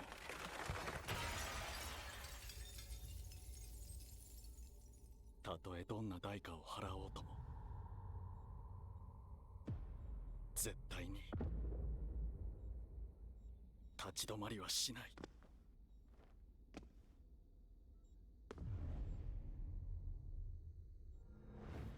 行こう He's back. It's a warm light. In the turbulent darkness, Chrome sees the warm light of a lighthouse. In order to solve what will happen next, I must set out now. Everyone's waiting. Regaining consciousness once more, you see the familiar lights overhead. However, there is a slight change in their positions. Chrome looks at the people around him. Aside from Asimov, sees Wanshi, who had been helping the entire time, Kamui standing nearby, and also Guralina. In front of the onlooking crowd, he raises a hand with unconceivable ease and grip strength. His arm feels as light as a feather, but with the strength to pierce metal. However, an unusual disturbance suddenly arises. Chrome knows that this feeling is the precursor to mind deviation. Such a disturbance is likely to appear within the first few minutes of a frame transfer. If this continues, he will quickly lose control over his frame. Closes his eyes, takes a deep breath, and focuses on the mind beacon in his mind. Morning. After Chrome's mind begins to gradually stabilize, he smiles and opens his eyes. Thank you, everyone. Thank you too, Gurlina. All I did was lug you around, Captain. Wish I could have been more of use, though, obviously. Kamui shrugs his shoulder with a look of resignation. Oh, I also told Kamui about your situation, Captain. I didn't want him to worry. But if anyone deserves your gratitude, it's Wanshi. He walks over and pats Wanshi on her shoulder. Thanks, Wanshi. No need to thank me. Asimov was the real hero. Everyone honestly comes off a bit stiff, but Chrome still feels grateful for their efforts. All I care about is results. Progress like this is hard to come by. Heaving a sigh of relief, Asimov slumps down in his chair from exhaustion. Don't you all have a mission coming up? Yep, we have to take care of the Red Tide and rescue some stragglers. Since we can't fire the Longnius Arsenal a second time, this should help you take care of the Red Tide. He points to a box that had just been brought in containing hundreds of disc-shaped objects.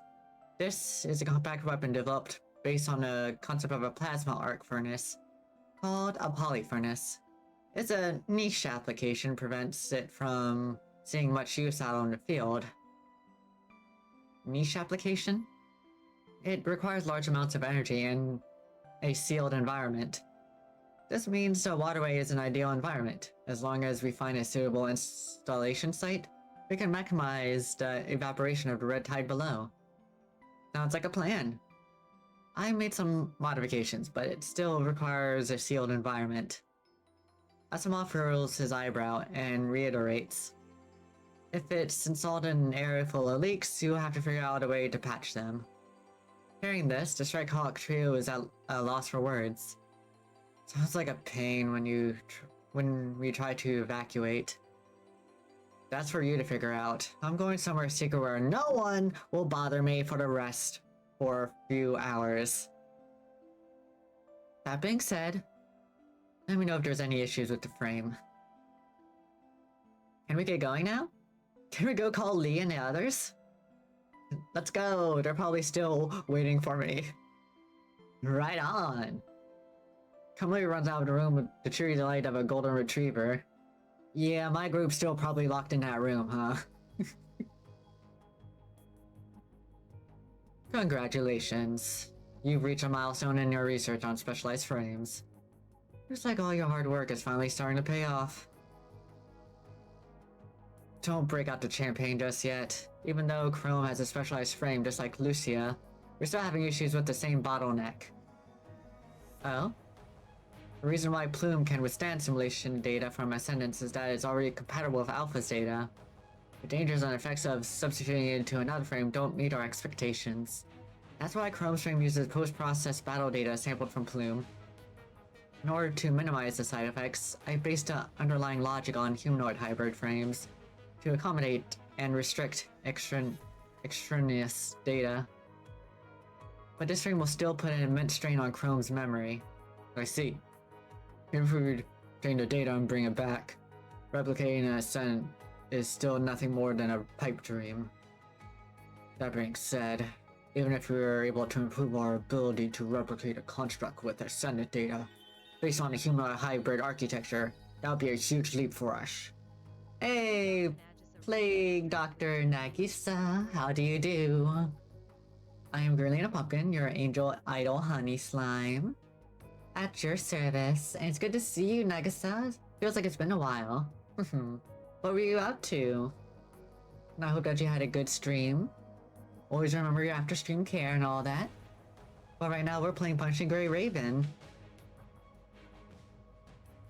And we were going through the story. And even though, like, how do I best explain it? I first played this game in 2023, but I took a very long break, and I started coming back to it like 2 or so weeks ago, and I've been trying to tackle things I've missed. And right now, I'm on like chapter 14 out of 32, something like that. Oh, you're playing some Stardew? Nice. I love me some Stardew. It's been a long time since I last played that, too. How has Lucia been recently? There's nothing out of the ordinary based on the reports from our routine frame maintenance.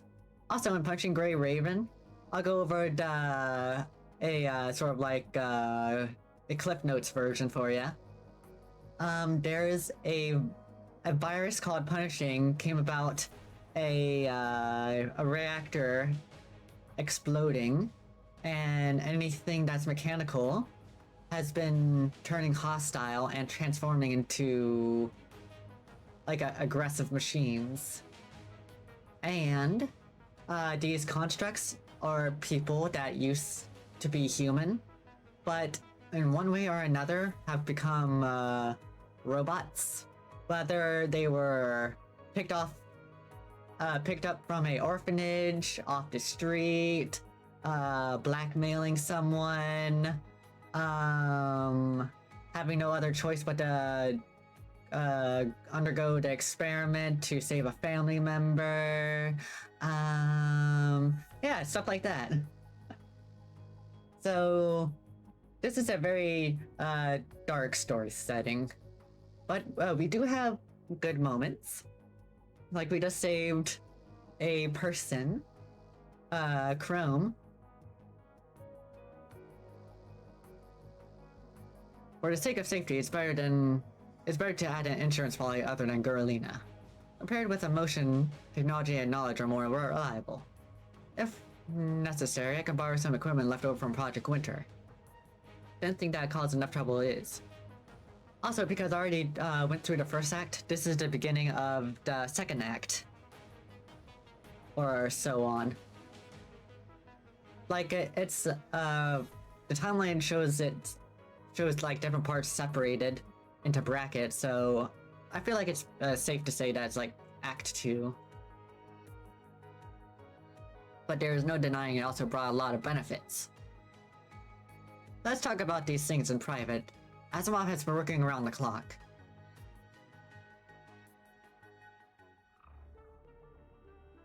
I see.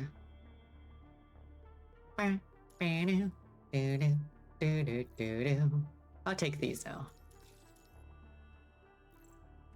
Oop, I need to grab these as well. Looks like we're getting... Oh no, there's still 1, 2, 3, 4. 4 more parts in this chapter. How about...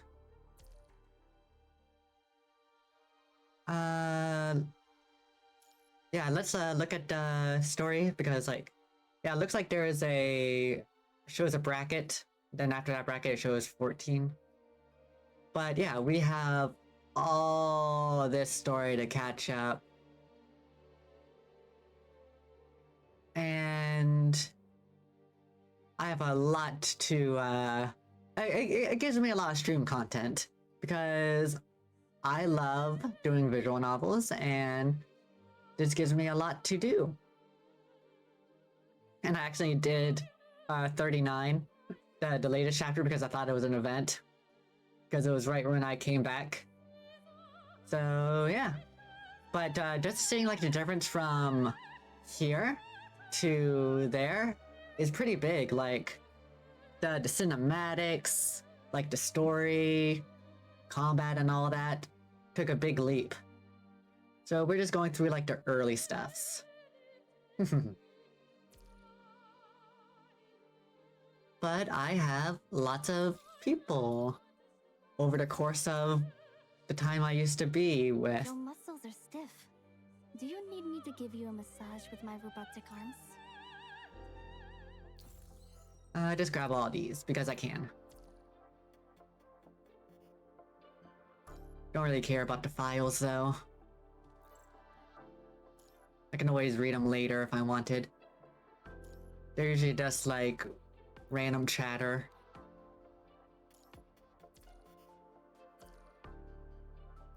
Just to make sure these three are happy. Oh wait, there was a mission. Can't believe I didn't even see that. There you go. Grab all those. Okay. We have things that are flip-boppings. And... what does the guild alert? Oh, okay, it was just this. Still not really much I could do, but there's this. I'll claim that. Not much. Still take it. And Dang, just 1% away. I can't even do anything. Oh well.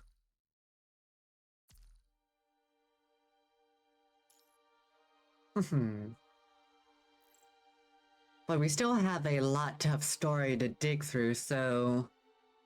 I did say this was going to be a short stream, but it ended up being 4 hours. So... let's just do like a fight. Just so we have a little activity before, instead of just being all... like... me reading a story. You know you won't see me complaining. Ooh, how about this? Lightning and thunder. We could do a boss fight. I think it was... Yep, okay. Then we go to hard. Alright, let's see how this goes. The multiple phases. We get some good action now. A nice little fight to wrap things up, as it were.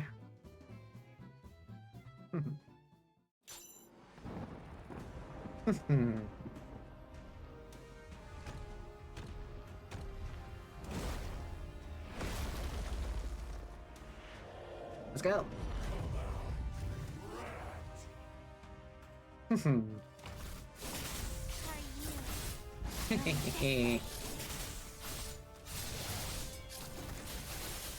Slish slash, you're thinking about da da da da.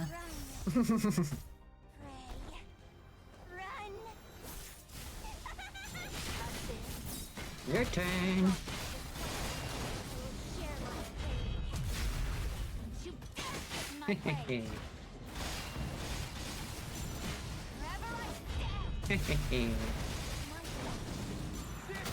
Your turn.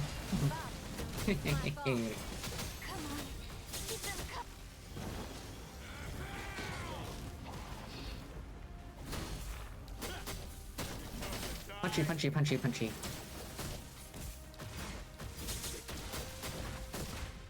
Ooh, that hurt. Good thing Farrell was able to heal. Let's do a little bit this.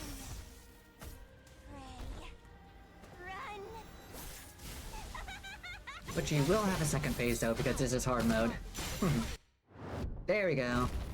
Let's see what this is all about.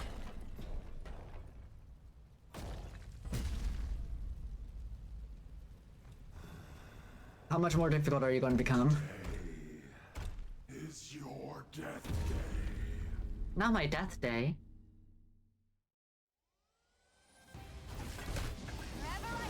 Also, that's a big bell. Did you just use a Kung Fu Hustle move on me?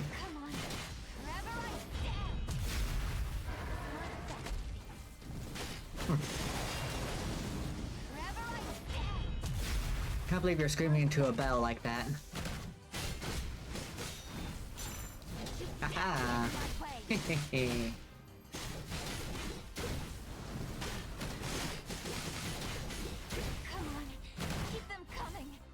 Wait, me. Ooh, okay.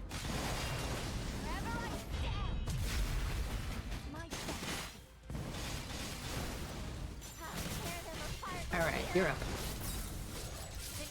Hehehe. Ho ho ho ho. More slish slash.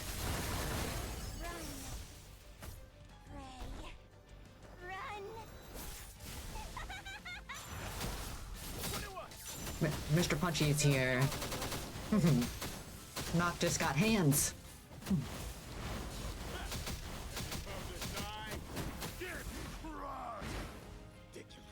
Ouch, ouch. Also, I can do this now. Ooh, but you're still pretty bulky. Oh, jeez. Oh, that was so close. I wasn't expecting him to stab me with his tail. Ah. More slash.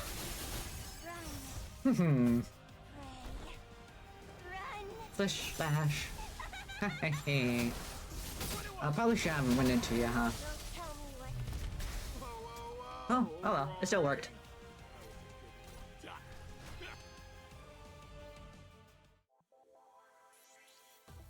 We did it! But why rest on our laurels when we can do one more fight? I wanna fight, Moon Eater. I wanna know what his second phase is. I'm on a roll!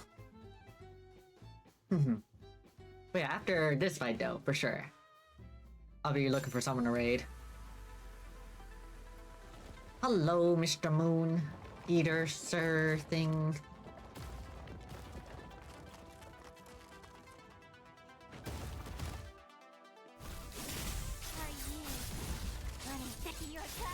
Hehehe.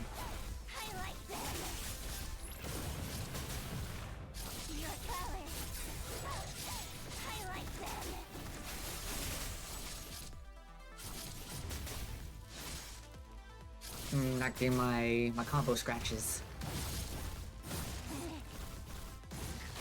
Oh, I'll get you out then. Hehehe. Doink. There we go. That's what I like to see.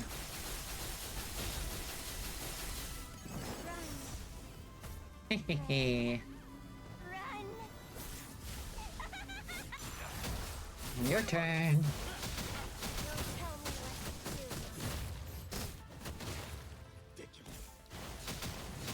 Ooh, you hit kinda hard. Ooh, okay.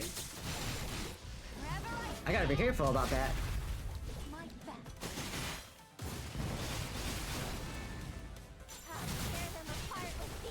Kitty cat time. Wee.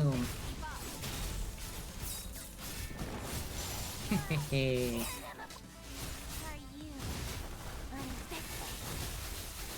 Fight me. We're at 60. We're almost getting close to 99. Oh, are you getting your second face?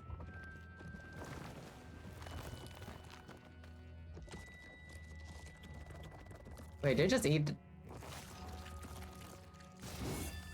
Oh. Hi.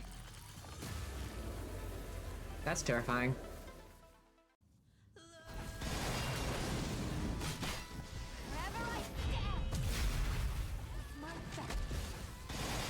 I guess I'll just dance.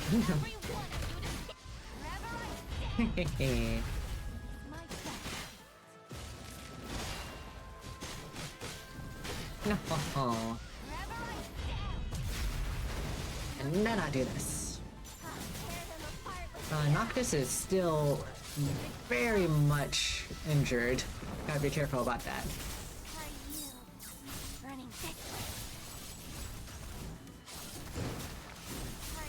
And now I can do this. Good thing that does so much damage. Also, what are you doing? Don't be silly. Slash slash, I'm slashing around. Eat it.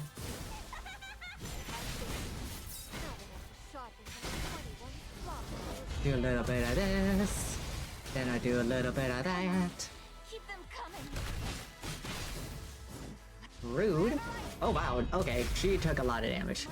Oh dear. If I can just, there we go. Get you out.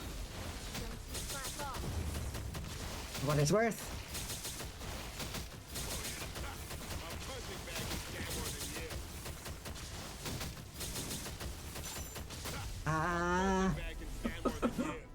Did I do it?